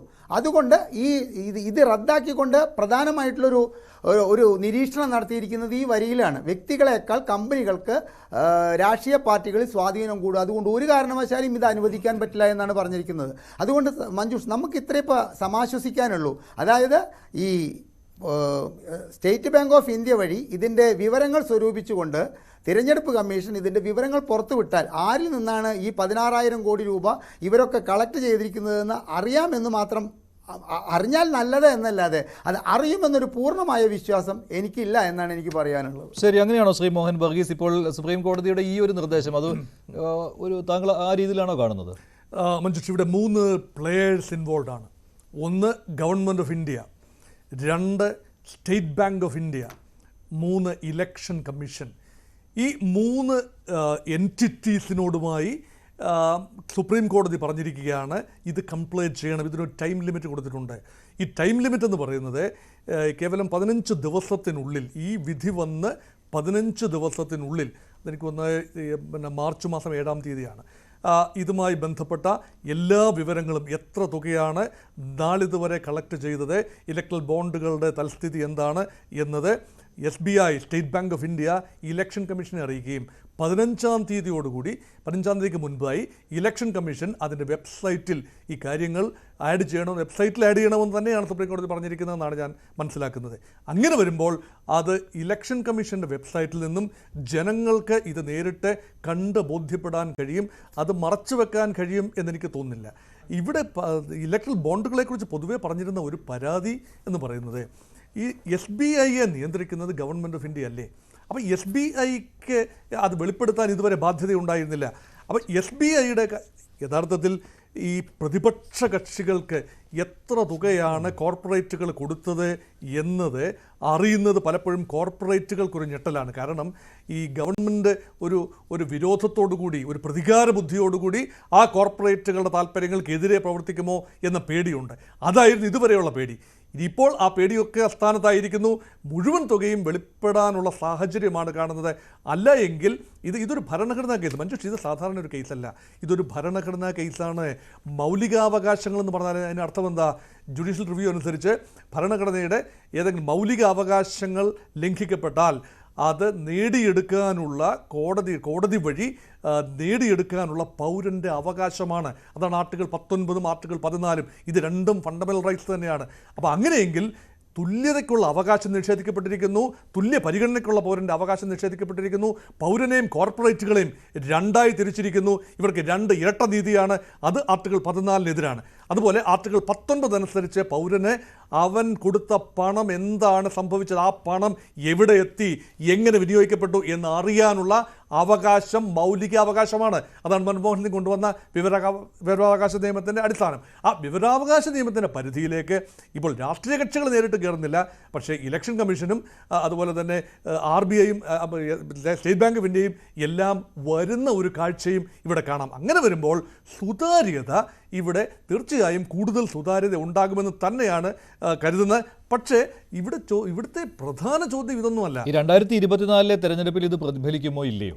2024 തെരഞ്ഞെടുപ്പിൽ 2014 ഇരട്ടിയിലധികം പണം ചെലവഴിക്കുകയായിരുന്നു 2019 അല്ലേ? അതിനേക്കാൾ കൂടുതൽ 2024 പ്രതീക്ഷിക്കുന്നുണ്ടല്ലോ. ഇതിനകത്ത് ചില ടൈമിംഗ് ഇവിടെ മഞ്ജുഷ് വളരെ പ്രധാനമാണ്. ഈ ബോണ്ടുകൾ ഇഷ്യൂ ചെയ്യുന്നത് എപ്പോഴാണ്? 4 ക്വാർട്ടറുകളിലെ ആദ്യ 10 ദിനങ്ങളിലാണ്. അതായത് ജനുവരിയിൽ തുടങ്ങുന്ന ക്വാർട്ടർ, അതിൽ ജനുവരി 1 മുതൽ 10 വരെ, അതുപോലെ ഏപ്രിൽ തുടങ്ങുന്ന ക്വാർട്ടറിൽ 1 മുതൽ 10 വരെ, അതുപോലെ ഒക്ടോബറിൽ തുടങ്ങുന്ന ക്വാർട്ടറിൻ്റെ 1 മുതൽ 10 വരെ, ഇങ്ങനെ 4 ക്വാർട്ടറുകളിൽ തുടങ്ങുന്ന ജൂലൈയിലെ ക്വാർട്ടറിൽ 1 മുതൽ 10 വരെ ഇങ്ങനെ പണമായി കഴിഞ്ഞു. അത് പണമായി ജനുവരിയിലുള്ളതിൻ്റെ കാര്യം ഉറപ്പല്ല. ജനുവരി 1 മുതൽ 15 ദിവസത്തെ കണക്കിൽ 15 ദിവസത്തിനുള്ളിൽ അത് രാഷ്ട്രീയ കക്ഷികൾ അത് കൈപ്പറ്റണം. പക്ഷേ അത് ക്യാഷ് ചെയ്തിട്ടില്ല എങ്കിൽ അത് തിരിച്ചു കൊടുക്കണം എന്നാണ് സുപ്രീം കോടതി ഇന്ന് പറഞ്ഞിരിക്കുന്നത്. അത് കൊടുത്തിട്ടില്ല, ക്യാഷ് ചെയ്തിട്ടില്ല എങ്കിൽ. ഇപ്പോൾ ക്യാഷ് ചെയ്ത് കാണണം. കാരണം ഇന്ന് ഫെബ്രുവരി പകുതി കഴിഞ്ഞു. അപ്പോൾ ഉറപ്പായും അത് ക്യാഷ് ചെയ്ത് കാണണം. അങ്ങനെയെങ്കിൽ ആ ക്യാഷ് ചെയ്തതിൻ്റെ വിവരങ്ങൾ, ലേറ്റസ്റ്റ് വിവരങ്ങൾ ഫർണിഷ് ചെയ്യണമെന്ന് തന്നെയാണ് കോടതിയുടെ നിർദ്ദേശം. അവസാന ക്വാർട്ടറിലെ ഒരു നിസ്സാര തുക മാത്രമേ ഉണ്ടാവുകയുള്ളൂ. പക്ഷേ ബാക്കിയെല്ലാം രാഷ്ട്രീയ പാർട്ടികളുടെ അക്കൗണ്ടിലായി കഴിഞ്ഞു. അവസാന ക്വാർട്ടറിലായിരിക്കില്ല നിസ്സാര തുക. അവസാന ക്വാർട്ടറിൽ ഏറ്റവും വലിയ തുക ഉണ്ടാവും. ഇനി വരുന്നത് ഇപ്പോൾ വരുന്നത് ജനുവരിയിൽ, ഇനിയുള്ളതല്ല. ഇപ്പോൾ വരുന്നത്, ഇനിയുള്ളത് ഏപ്രിലാണ്. ഒരുപക്ഷെ ഏപ്രിലിൽ വരാനുള്ള വലിയ തുക അതിന് തൊട്ട് താഴെ വരുന്നതാണ് ഇപ്പോൾ തെരഞ്ഞെടുപ്പ് ഒരുക്കങ്ങൾ എന്ന് പറയുമ്പോൾ. ഇവിടെ എന്തിനു വേണ്ടിയാണ് മഞ്ജുഷ് ഇത് പണം ചെലവഴിക്കുന്നത്? വളരെ വലിയ തുക ഇലക്ഷനിയറിങ്ങിന് വേണ്ടിയല്ല, മറിച്ച് മീഡിയ സ്പേസ് വില കൊടുത്ത് വാങ്ങാനാണ്, പരസ്യങ്ങൾ നടത്താനാണ്, തെരഞ്ഞെടുപ്പുമായി ബന്ധപ്പെട്ടല്ല. ഒരു പാർട്ടിയുടെ വിസിബിലിറ്റി ഒന്ന് ബ്ലോസ്റ്റർ ചെയ്യണമെങ്കിൽ, ഒന്ന് വളരെ വലുതായിട്ട് ആംപ്ലിഫൈ ചെയ്യണമെങ്കിൽ ശതകോടികളാണ് ആവശ്യം. അങ്ങനെ ഒരു ഫീൽ ഉണ്ടാക്കുകയാണ്, ഒരു വലിയ ഹൈപ്പ് ഉണ്ടാക്കാനാണ്. ആ ഹൈപ്പ് ഉണ്ടാക്കേണ്ട സമയമാണ് ജനുവരി മുതൽ ഏപ്രിൽ വരെയുള്ള കാലം. ഏപ്രിൽ മെയ് മാസങ്ങൾ തെരഞ്ഞെടുപ്പ് മാസങ്ങളാണ്. അങ്ങനെയെങ്കിൽ ഏപ്രിൽ 1 അവസാനിക്കേണ്ടതും 10 അവസാനിക്കേണ്ടതുമായ ബോണ്ടുകൾ ഇതോടെ ഫ്രോസനായി. അതിൻ്റെ ഏറ്റവും വലിയ നഷ്ടമുണ്ടാകാൻ പോകുന്നത് സംശയം വേണ്ട ഭാരതീയ ജനതാ പാർട്ടിക്ക് തന്നെയാണ്. എം കെ ഹരിദാസ്, താങ്കൾ ഈ നിരീക്ഷണത്തോട് യോജിക്കുന്നുണ്ടോ? ഇത്തവണത്തെ 2024 ലോക്സഭാ തെരഞ്ഞെടുപ്പിൽ കൊഴുപ്പ് കുറയുമെന്നാണ് താങ്കൾ പറയുന്നത് അല്ലേ ശ്രീ മോഹൻ? മറ്റു രീതിയിൽ പണക്കൊഴുപ്പുണ്ടാകും, പക്ഷേ ഇലക്ട്രൽ ബോണ്ടിലൂടെയുള്ള പണക്കൊഴുപ്പ് കുറയും. ശരി, ശ്രീ എം കെ ഹരിദാസ്. ഞാനങ്ങനെ വിശ്വസിക്കുന്നില്ല. അത് കൊഴുപ്പ് കുറയാതെയൊക്കെ അതേ ഇതിനു മുമ്പ് നടന്നിട്ടുള്ള തെരഞ്ഞെടുപ്പുകളിൽ എന്ത് കൊഴുപ്പോട് കൂട്ടി നടത്തിയോ അത്തരത്തിലുള്ള കൊഴുപ്പൊക്കെ അവിടെ നടക്കും. ഞാൻ മറ്റൊരു കാര്യം പറയാം. ഈ രാജസ്ഥാനിലും മധ്യപ്രദേശിലും കോൺഗ്രസിന് ഭരണം നഷ്ടപ്പെടാനുള്ള കാരണമുണ്ടായിരിക്കുന്നത് അവരുടെ സാമ്പത്തികമായിട്ടുള്ള പരാധീനതയാണ് എന്നുള്ളതാണ് ഇപ്പോൾ പുറത്തു വരുന്ന വിവരമെന്ന് നമ്മൾ മനസ്സിലാക്കണം. അപ്പോൾ രാഷ്ട്രീയ പാർട്ടികൾക്ക് അധികാരം നേടാൻ വേണ്ടിയിട്ട് പണം എത്രത്തോളം സ്വാധീനിക്കുന്നു എന്നുള്ളതിൻ്റെ ഏറ്റവും വലിയൊരു ഉദാഹരണമാണ് ഇപ്പോൾ ഈ ഏറ്റവും അടുത്ത് നടന്നിട്ടുള്ള തെരഞ്ഞെടുപ്പ് തന്നെ. അപ്പോൾ ഇത്തരത്തിൽ രാഷ്ട്രീയ പാർട്ടികൾ ജനങ്ങളിൽ നിന്നും അല്ലെങ്കിൽ അവർക്ക് വേണ്ടപ്പെട്ടവരിൽ നിന്നും അവർക്ക് കോർപ്പറേറ്റുകളിൽ നിന്നും അവർക്ക് വലിയ വലിയ കമ്പനികളിൽ നിന്നും കിട്ടുന്ന സംഭാവനകളുടെ വിവരങ്ങൾ വെളിപ്പെടുത്തേണ്ട എന്നുള്ളതൊരു ജനാധിപത്യത്തിൻ്റെ ഏറ്റവും എന്താ പറയേണ്ടത്, ലോകത്തിലെ ഏറ്റവും വലിയ ജനാധിപത്യപരമായ രാജ്യത്ത് ഇന്ന് വരെ അത് ജനങ്ങൾക്കറിയാത്ത ഒരു സംഭവമായിട്ട് പൂഴ്ത്തിവെച്ചു എന്ന് പറയുന്നത് തന്നെ നമ്മളെപ്പോലുള്ളവർക്കൊക്കെ എനിക്കൊക്കെ അത് ആലോചിക്കുമ്പോൾ തന്നെ അങ്ങേയറ്റ അപമാനമാണ് തോന്നുന്നത്. അപ്പോൾ ഇതിൽ നിന്ന് മോചിപ്പിക്കാൻ വേണ്ടിയിട്ട് 370+30 മോഡി കണക്കുണ്ടാക്കി കഴിഞ്ഞു. അതായത് 400 സീറ്റിലാണ് ഞങ്ങൾ ഇനി അധികാരത്തിൽ കയറാൻ പോകുന്നതെന്ന് മോദി പറയുമ്പോൾ ശ്രീ മോഹൻ വർഗീസിൻ്റെ ആ അഭിപ്രായത്തോടെ എങ്ങനെയാണ് മഞ്ജുഷ നമുക്ക് പൂർണ്ണമായിട്ട് യോജിക്കുക? ഇവിടുത്തെ വടക്കേ ഇന്ത്യയിലും തമിഴ്നാട് മുതൽക്ക് നമുക്ക് വടക്കേ ഇന്ത്യയിലേക്ക് പോയി കഴിഞ്ഞാൽ വോട്ടർമാർക്ക് പണം കൊടുക്കുന്ന രീതി നമുക്ക് ഈ വാട്സപ്പ് മെസ്സേജുകളിൽ വരുന്നത് നമ്മൾ കാണുന്നില്ലേ? ഇത് ഓരോരുത്തരുടെ വീട്ടിൽ നിന്നും പ്രിന്റ് ചെയ്യുന്ന പണമാണോ? അല്ല, ഇതൊക്കെ ഇത്തരത്തിൽ തെരഞ്ഞെടുപ്പ് ബോണ്ടുകൾ വഴി പ്രാദേശിക പാർട്ടികൾ ഉണ്ടാക്കിയിട്ടുള്ള പണം DMK 360 കോടി രൂപയാണ് കഴിഞ്ഞ 2022-23 ഫിനാൻഷ്യൽ ഇയറിൽ നേടിയത്. TMC 528 കോടി, DMKയേക്കാൾ കൂടുതൽ. YSR 60 കോടി, BJD 291 കോടി. അതെ, പിന്നെ BRS തെലങ്കാനയിൽ ഏറ്റവും കൂടുതൽ ഫണ്ട് സ്വരൂപിച്ച പ്രാദേശിക പാർട്ടി അവരാണ്, 529 കോടി. തൃണമൂൽ 528, അതിനേക്കാൾ കൂടുതൽ BRS ആണ്. അപ്പോൾ പ്രാദേശിക പാർട്ടികൾ നേരത്തെ പറഞ്ഞതുപോലെ ഒട്ടും തന്നെ മോശമല്ല, കോൺഗ്രസിനേക്കാൾ കൂടുതലാണ്. അത് കോൺഗ്രസിന് ഇനിയിപ്പോൾ ആര് പൈസ കൊടുക്കാനാണ് മഞ്ജുഷേ? കോൺഗ്രസ് അടുത്ത ഒരു 20 കൊല്ലത്തേക്ക് ഇന്ത്യയിൽ അധികാരത്തിൽ വരില്ല എന്നറിയുന്ന ആരാണ് കോൺഗ്രസിന് പൈസ കൊടുക്കുക? അത് അവർക്ക് അവരുടെ ഇന്ന് കയ്യിലുള്ള 3 സംസ്ഥാനങ്ങളുടെ പോലും ഭരണം നഷ്ടപ്പെടുത്തുന്ന അവസ്ഥയിലേക്ക് എത്തും. നമ്മൾ ശ്രീ DK ശിവകുമാറിനെ സ്മാർട്ടായിട്ടുള്ള ഒരു രാഷ്ട്രീയ പ്രവർത്തകനായി കാണുമ്പോൾ തന്നെ അദ്ദേഹത്തിൽ നിന്ന് റെയ്ഡ് ചെയ്ത് പിടിച്ചെടുത്തിട്ടുള്ള തുക എത്രയാണെന്നുള്ള കാര്യം നമ്മൾ മറക്കരുത്. എത്ര തുകയാണ് അദ്ദേഹത്തിൻ്റെ വീട്ടിൽ നിന്ന് നമ്മൾ എണ്ണുന്നതും പിടിക്കുന്നതും ഒക്കെ ആയിട്ട് കണ്ടിരിക്കുന്നത്? ഈയിടെ മറ്റൊരു BJPയുടെ രാഷ്ട്രീയ നേതാവിൻ്റെ വീട്ടിൽ നിന്ന് 500 കോടി വരെ എണ്ണിക്കഴിഞ്ഞു എന്ന് പറഞ്ഞിട്ടല്ലേ നിങ്ങൾ വാർത്ത നൽകിയിട്ടുണ്ടായിരുന്നത്? അപ്പോൾ ഇത്തരത്തിൽ പണം ഇലക്ട്രൽ ബോണ്ട് അല്ലാതെ തന്നെ പണം സ്വീകരിക്കാനുള്ള വഴികൾ ഒരുപാടുള്ളപ്പോൾ ശ്രീ മോഹൻ വർഗീസ് പറഞ്ഞിട്ടുള്ള ഈ തെരഞ്ഞെടുപ്പിൻ്റെ കൊഴുപ്പ് ഇതിൻ്റെ പേരിൽ കുറയുമെന്ന് ഞാൻ വിചാരിക്കുന്നില്ല. കാരണം കഴിഞ്ഞ സംസ്ഥാന തെരഞ്ഞെടുപ്പിന് വേണ്ടിയിട്ട് 3 കോടി രൂപ കൊടകര വഴി വന്നതും അത് ആ കേസ് ആവിയായി പോയ കാര്യമൊക്കെ നമ്മളെക്കുറിച്ച് വളരെയധികം ബോധമുള്ളത് കൊണ്ട് തന്നെ ഈ തെരഞ്ഞെടുപ്പിന് ഈ ഇലക്ട്രൽ ബോണ്ട് റദ്ദ് ചെയ്തുകൊണ്ട് സ്റ്റേറ്റ് ബാങ്ക് ഓഫ് ഇന്ത്യക്ക് അതിൻ്റെ കണക്ക് കൃത്യമായിട്ട് വെളിപ്പെടുത്തിക്കൊണ്ട് തെരഞ്ഞെടുപ്പ് കമ്മീഷൻ വഴി അറിയിക്കണമെന്ന് പറഞ്ഞതുകൊണ്ടൊന്നും ഈ ഇന്ത്യയിലെ ഈ കോർപ്പറേറ്റുകളിൽ നിന്നും വൻകിട കമ്പനിക്കാരിൽ നിന്നും പണം സ്വരൂപിക്കുന്ന രീതിക്കൊന്നും മാറ്റം വരില്ല. കാരണം ഇതല്ലെങ്കിൽ മറ്റൊരു രീതി കണ്ടെത്തിക്കൊണ്ട് ഫണ്ട് സ്വരൂപിക്കാൻ ഇവർ തയ്യാറാവും. കാരണം നാണം കെട്ടും പണം നേടി, എന്നാൽ നാണക്കേടാ പണം നീർത്തുകൊള്ളുമെന്ന് പറഞ്ഞ് നമ്മുടെ മലയാളത്തിലൊരു ചൊല്ല് പോലെ പണം കയ്യിലുണ്ടെങ്കിൽ അധികാരത്തെ വിലക്കെടുക്കാമെന്ന് ഇന്ത്യയിലെ ഓരോ സംസ്ഥാന തെരഞ്ഞെടുപ്പ് കഴിയുമ്പോഴും നമ്മളൊക്കെ മനസ്സിലാക്കിക്കൊണ്ടിരിക്കുകയാണ്. മഹാരാഷ്ട്രയിൽ നടന്നിട്ടുള്ളത് നിസ്സാര ബിസിനസ്സായിരിക്കുമെന്ന് മഞ്ജുഷും ഞാനും ശ്രീ മോഹൻ വർഗീസും വിചാരിക്കാൻ സാധിക്കുമോ? അപ്പോൾ ഇതിനൊക്കെ വേണ്ടത് പണമാണ്. അതൊരു ഇലക്ട്രൽ ബോണ്ട് സുപ്രീം കോടതി പരമോന്നത നീതിപീഠം ഇടപെട്ടിട്ട് അത് വേണ്ട എന്ന് വെച്ചതുകൊണ്ട് ഞങ്ങളൊക്കെ നാളെ സത്യസന്ധരായിക്കൊണ്ട് ഞങ്ങൾക്ക് കിട്ടുന്ന കൃത്യമായ പണത്തിന് റെസീറ്റ് കൊടുത്തിട്ട് ഇവിടെ നല്ല നിലയിൽ ജനാധിപത്യം മുൻപോട്ട് കൊണ്ടുപോകുമെന്ന് നമ്മളെപ്പോലുള്ളവർ വിശ്വസിച്ചാൽ അത് നമ്മളോളം മണ്ടന്മാർ മറ്റാരുമില്ല എന്നാണ് എനിക്ക് പറയാനുള്ളത്. ശരി, ശ്രീ MK ഹരിദാസ്. ശ്രീ മോഹൻ വർഗീസ്, ഇതിലിപ്പോൾ കണക്കുകൾ നോക്കുകയാണെങ്കിൽ പ്രാദേശിക പാർട്ടികൾക്ക് വലിയ നഷ്ടം സംഭവിക്കും സ്വാഭാവികമായിട്ട്, അല്ലേ? പ്രാദേശിക കക്ഷികൾക്ക് ഈ ശ്രീ ഹരിദാസ് പറഞ്ഞതുപോലെ ഈ പ്രാദേശിക കക്ഷികൾ നഷ്ടം സംഭവിക്കുന്നില്ല. ഒരു രൂപത്തിൽ നിന്നും മറ്റൊരു രൂപത്തിലേക്ക് പണത്തിൻ്റെ വരവ് മാറുകയാണ്. അപ്പോൾ ഇവിടെ ഞാൻ പണക്കൊഴുപ്പിൻ്റെ കാര്യം പറഞ്ഞാൽ കുറച്ച് തെറ്റിദ്ധാരണ ഉണ്ടായെന്ന് തോന്നുന്നു. അതുകൊണ്ടാണ് ഇത് ക്ലാരിഫൈ ചെയ്യുന്നത്. ഈ ആക്ച്വലി ചെലവഴിക്കപ്പെടേണ്ട പണം, ചെലവഴിക്കാൻ ഉദ്ദേശിക്കുന്ന രാഷ്ട്രീയ കക്ഷികൾ ചെലവഴിക്കാൻ ഉദ്ദേശിക്കുന്ന പണം ചെലവാക്കപ്പെടും. അത് ഇന്ന സോഴ്സിൽ നിന്നല്ല എങ്കിൽ, ബോണ്ടുകളിലൂടെ അല്ല എങ്കിൽ, അത് മറ്റു രീതിയിൽ മുൻകാലങ്ങളിൽ എങ്ങനെ വന്നോ ആ പണം തീർച്ചയായിട്ടും എത്തും. അത് മാത്രമല്ല, തെരഞ്ഞെടുപ്പ് സമയത്ത് പ്രത്യേക രീതിയിലുള്ള പണപ്പിരിവൊക്കെ ഉണ്ടല്ലോ, അതിനുവേണ്ടി പ്രത്യേകമായിട്ടൊക്കെ അത് പ്രത്യേക പണപ്പിരിവുണ്ട്. ഇതിലെ പ്രാദേശിക കക്ഷികൾക്ക് എന്ത് സംഭവിക്കുമെന്ന് ചോദിച്ചാൽ ഇപ്പോൾ നോക്കൂ, കേരളത്തിൽ പ്രാദേശിക കക്ഷി ഒരു പക്ഷേ ദേശീയ അല്ല, ഇവിടെ CPM ദേശീയ കക്ഷിയാണ്, പക്ഷേ സഹായമില്ലാതെ തന്നെ അവർ ഇത്രയും പണം അത് CPM-ന്റെ ഫണ്ട് കളക്ഷൻ രീതി വ്യത്യാസമാണ്. കാരണം CPM ആണ് ഏറ്റവും കൂടുതൽ ഗ്രാസ് റൂട്ട് ലെവലിൽ നിന്നും ഫണ്ട് കളക്ട് ചെയ്യുന്നത്. വളരെ ഡൈവേഴ്സിഫൈഡ് ഒരു പാറ്റേൺ ആണ്. പക്ഷേ അവിടെയും CPM-ൻ്റെയും സിംഗിൾ ലാർജസ്റ്റ് സോഴ്സ് എന്ന് പറയുന്നത് കോർപ്പറേറ്റുകൾ തന്നെയാണ്. അത് മറച്ചു വെക്കാനാവില്ല. പക്ഷേ കൂടുതലൊരു വിതരണാത്മകമായ ഒരു പ്രക്രിയയിലൂടെയാണ് CPM ഫണ്ട് കളക്ട് ചെയ്തിരുന്നത്. പക്ഷേ മറ്റ് പാർട്ടികൾ അങ്ങനെയല്ല. DMK പോലെയുള്ള പാർട്ടികൾ, അത് തമിഴ്നാട്ടിലെ DMK പോലെയുള്ള പാർട്ടികളെ സംബന്ധിച്ചിടത്തോളം അവർ വീണ്ടും അധികാരത്തിൽ വരാൻ സാധ്യതയുള്ള പാർട്ടിയാണ്. അപ്പോൾ അവിടുത്തെ ലോക്കൽ കോർപ്പറേറ്റുകളാകട്ടെ, വ്യക്തികളാകട്ടെ, സ്ഥാപിത താല്പര്യക്കാരാകട്ടെ, സ്വാഭാവികമായും they throw their weight behind the incumbent. അതുകൊണ്ട് ആരാണോ ഭരണത്തിലിരിക്കുന്നത് അവർ തന്നെ വരാൻ സാധ്യതയുണ്ട് എങ്കിൽ ആ ഒരു പാർട്ടിക്ക് കൊടുക്കാനുള്ള സാധ്യത വളരെ കൂടുതലാണ്. പക്ഷേ ഇവിടെ ഇൻഡിവിജ്വൽസിലേക്ക് പാർട്ടികൾ എന്താ സംഭവിക്കുന്നത്? ഇവിടെ റീജിയണൽ പാർട്ടികളൊക്കെ ഒരു സത്രപ്പിൻ്റെ, ഒരു റീജിയണൽ ചീഫ്റ്റിൻ്റെ, അപ്പോൾ കരുണാനിധി അല്ലെങ്കിൽ ഇപ്പോൾ MK സ്റ്റാലിൻ, മുൻപ് ജയലളിത, ഇങ്ങനെയൊക്കെയുള്ള റീജിയണൽ ചീഫ്റ്റിൻ്റെ നേതൃത്വത്തിൽ പ്രവർത്തിക്കുന്ന കോക്കസ് ഗ്രൂപ്പുകളാണ്. അവരൊന്നും ആ രീതിയിൽ മാത്രമാണ് അവർ ഫണ്ട് കളക്ട് ചെയ്യുന്നത്. അപ്പോൾ വ്യക്തിഗതമായി സ്വരൂപിക്കുന്ന ഫണ്ടുകൾ, അല്ലെങ്കിൽ ഒരു വ്യക്തിയെ ചൂണ്ടിക്കാണിച്ചുകൊണ്ട് അദ്ദേഹം കൊണ്ടുവരുന്ന ഫണ്ട്, അത് നമ്മളതിനെ വളരെ ഭംഗിയായി പറയും ഫണ്ട് മാനേജേഴ്സ്. ഇങ്ങനെ രണ്ട് ഫണ്ട് മാനേജറിൻ്റെ കാര്യം ഇവിടെ പറഞ്ഞു. DK ശിവകുമാറിൻ്റെ കാര്യം, കർണാടകത്തിലെ ദേശീയ പാർട്ടിയായ കോൺഗ്രസിൻ്റെ നേതാവ്, ഉപമുഖ്യമന്ത്രി ശ്രീ DK ശിവകുമാർ, അദ്ദേഹം യഥാർത്ഥത്തിൽ കോൺഗ്രസിന് വേണ്ടി വലിയ തുക കോർപ്പറേറ്റുകളുടെയും വ്യക്തികളുടെയും കയ്യിൽ നിന്നും പിരിക്കാൻ സാധിച്ചതും അത് ചെലവഴിക്കാൻ സാധിച്ചത് കൊണ്ടാണ്. പക്ഷേ കർണാടകത്തിലെ കണക്കൊന്ന് നോക്കും മഞ്ജുഷ്. കർണാടകത്തിലെ തെരഞ്ഞെടുപ്പിന് 2023 നടന്ന നിയമസഭാ തെരഞ്ഞെടുപ്പിൽ ഇലക്ഷൻ കമ്മീഷൻ്റെ കണക്കനുസരിച്ച് കോൺഗ്രസ് പാർട്ടി ചെലവഴിച്ചത് 123 കോടിയാണ്.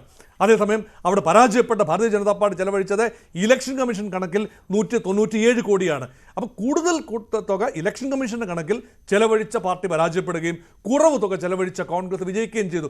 യഥാർത്ഥത്തിൽ ഈ കണക്കുകളിൽ മറ്റു പല തരത്തിലുള്ള രസകരമായ കാര്യങ്ങളുമുണ്ട്. ഇപ്പോൾ കേന്ദ്ര സർക്കാർ കൊണ്ടുവന്നതുകൊണ്ട് തന്നെ BJP ആണ് ഇതിൻ്റെ ഏറ്റവും വലിയ ഗുണഭോക്താവ് എന്ന ആരോപണം ഉന്നയിക്കുന്നുണ്ടല്ലോ, അല്ലേ? അങ്ങനെ BJP ആണ് ഏറ്റവും കൂടുതൽ പണം തെരഞ്ഞെടുപ്പ് ബോണ്ടുകളിലൂടെ സ്വരൂപിച്ചത്. അത് മാത്രമല്ല വരുമാനത്തിൻ്റെ പകുതിയിലേറെ, അല്ലേ, ഈ തെരഞ്ഞെടുപ്പ് ബോണ്ടുകളിലൂടെയാണ്. പക്ഷേ ഈ കണക്കുകൾ നോക്കുമ്പോൾ ഈ റീജിയണൽ പാർട്ടീസിൻ്റെ കാര്യത്തിൽ ചില പ്രാദേശിക പാർട്ടികൾ ഒരു 80% മുകളിലൊക്കെ, അല്ലേ, തെരഞ്ഞെടുപ്പ് ബോണ്ടുകളിലൂടെയാണ് പണം നേടിയിരിക്കുന്നത്. അപ്പോൾ ഇത് എതിർക്കാൻ വേണ്ടി എതിർക്കാം, പക്ഷെ ഒരു പാർട്ടിയും സ്വമനസാലെ അല്ല എതിർക്കുന്നത്. പല സോഴ്സിൽ മുഖ്യമായ സോഴ്സ് കണക്കുകൾ അനുസരിച്ച് 50 മുതൽ 60% വരെ, 60 അല്ല അതിൽ കൂടുതൽ 80% ചില കക്ഷി പ്രാദേശിക കക്ഷികൾക്ക്, പക്ഷേ ദേശീയ കക്ഷികൾക്ക് 50 മുതൽ 60, കോൺഗ്രസിനും BJPക്കും അവരുടെ ആകെ ഫണ്ടിങ്ങിൻ്റെ 50 മുതൽ 60% വരെ പല സംസ്ഥാനത്തും വേരി ചെയ്യും. അത്രയും വരെ തുകയാണ് ഇലക്ട്രൽ ബോണ്ട്. അപ്പോൾ ഇതൊരു പൊന്മുട്ടയിടുന്ന താറാവ് തന്നെയാണല്ലോ. ആ താറാവാണിപ്പോൾ കാലയവനിക്കുള്ളിൽ മറഞ്ഞിരിക്കുന്നത്. അപ്പോൾ ആ താറാവിൻ്റെ സ്ഥാനം, ആ പൊന്മുട്ടയിടുന്ന താറാവിൻ്റെ സ്ഥാനം മറ്റ് ഏജൻസികൾ, മറ്റ് വെസ്റ്റഡ് ഇൻട്രസ്റ്റുകൾ ഏറ്റെടുക്കുമെന്ന് സ്വാഭാവികമാണ്. അതുകൊണ്ടാണ് ഞാൻ പറയുന്നത് മൊത്തം പണക്കൊഴുപ്പിൻ്റെ യാതൊരു കുറവും ഉണ്ടാവില്ല. പക്ഷേ ഇത് കടന്നു വരുന്ന റൂട്ടിൻ്റെ വ്യത്യാസം മാത്രമാണ് പ്രകടം. അതുകൊണ്ട് എപ്പോഴും നമ്മുടെ ഒരു സിസ്റ്റം അനുസരിച്ച് ഒരു വഴി അടയുമ്പോൾ മറ്റൊരു വഴി തുറക്കുമെന്ന് സ്വാഭാവികമാണ്. പണമില്ലാതെ ഇവിടെ തെരഞ്ഞെടുപ്പ് നടക്കില്ല, തെരഞ്ഞെടുപ്പ് നടക്കാനാവില്ല, വിജയിക്കാനാവില്ല. അപ്പോൾ അതുകൊണ്ടാണ് ഞാൻ പറയുന്നത്, ഞാൻ കർണാടകത്തിലേക്ക് തന്നെ ഒരിക്കൽ കൂടി തിരിച്ചു വരാൻ എനിക്ക് സമയം തരണം. കർണാടകത്തിൽ യഥാർത്ഥത്തിൽ ഈ കണക്ക് നമ്മൾ മഞ്ജുഷ് വിചാരിക്കുന്നുണ്ടോ കേവലം 197 കോടി രൂപ മാത്രമാണ് BJP ചെലവഴിച്ചതെന്ന്, 132 കോടി രൂപ മാത്രമാണ് ചെലവഴിച്ചതെന്ന്? ഇതെല്ലാം ഇലക്ഷൻ കമ്മീഷൻ്റെ കണക്കുകളാണ്. ഇലക്ഷൻ കമ്മീഷൻ വെക്കുന്ന സ്റ്റിപ്പുലേഷൻ അനുസരിച്ച് ഒരു നിയോജക മണ്ഡലത്തിൽ, ഒരു നിയമസഭാ നിയോജക മണ്ഡലത്തിൽ ഓരോ സ്ഥാനാർത്ഥിക്കും ചെലവഴിക്കാവുന്ന പരമാവധി തുകയുണ്ട്. ലോക്സഭാ മണ്ഡലത്തിൽ ഒരു തുകയുണ്ട്. അതിനേക്കാൾ എത്രയോ അധികമാണ്, 10ഉം 30ഉം ഇരട്ടി തുകയാണ് യഥാർത്ഥത്തിൽ ചിലവഴിക്കുന്നത്. അങ്ങനെ ചിലവഴിക്കാതെ പ്രതിച്ഛായ കൊണ്ട് മാത്രം ജയിച്ചു വന്ന ഓരോറ്റ നേതാവിൻ്റെ പേര് പറയാൻ സാധിക്കുമോ? ഈ പണക്കൊഴുപ്പോ വലിയ കട്ടൗട്ടുകളോ ബാനറുകളോ പ്രചരണങ്ങളോ പണത്തിൻ്റെ വിതരണം എല്ലാം ഇല്ലാതെ ഇതെല്ലാം തന്നെ നമ്മുടെ പ്രക്രിയയിൽ സംഭവിക്കുന്നതാണ്. പക്ഷേ ഇതിനെ ഒന്ന് സിസ്റ്റത്തിൻ്റെ ഭാഗമായി കൊണ്ടുവരിക, സ്ട്രീം ലൈൻ ചെയ്ത് കൊണ്ടുവരിക എന്ന സതുദ്ദേശത്തോടു കൂടിയാണ് 2017 ലെജിസ്ലേഷൻ കൊണ്ടുവന്നതും അപ്പോൾ തന്നെ അതിന് പിന്നിലുള്ള യഥാർത്ഥ വെല്ലുവിളികൾ ഭരണഘടനാ ഏജൻസികൾ ചൂണ്ടിക്കാട്ടിയതുമാണ്. അപ്പോൾ അതിനെ അതിലംഘിച്ചുകൊണ്ട് മുന്നോട്ട് പോകുന്നുവെങ്കിൽ അതിന്റെ പിന്നിൽ ഒരു വ്യക്തമായ ഉദ്ദേശലക്ഷ്യം, ഗൂഢലക്ഷ്യം സുപ്രീം കോടതി നടത്തിയിരിക്കുന്നു. അത് ജനങ്ങളുടെ അറിയാനുള്ള അവകാശത്തിന്മേലുള്ള ലംഘനമാണ്, അത് പറ്റില്ല എന്ന്. നന്ദി Shri Mohan Varghese, Shri M K Haridas, Shri Sreejith Panicker പയൻ ഡിബേറ്റിൽ പങ്കെടുത്തതിന്. Electoral bond വിധി രാഷ്ട്രീയ പാർട്ടികളുടെ വരുമാനം കുറയ്ക്കുമോ? ഇതായിരുന്നു ഇന്നത്തെ പയൻ ഡിബേറ്റിലെ ചോദ്യം. വരുമാനം കുറയ്ക്കുമെന്ന് 78% പ്രേക്ഷകർ, ഇല്ല എന്ന് 18%, നിഷ്പക്ഷം 4%.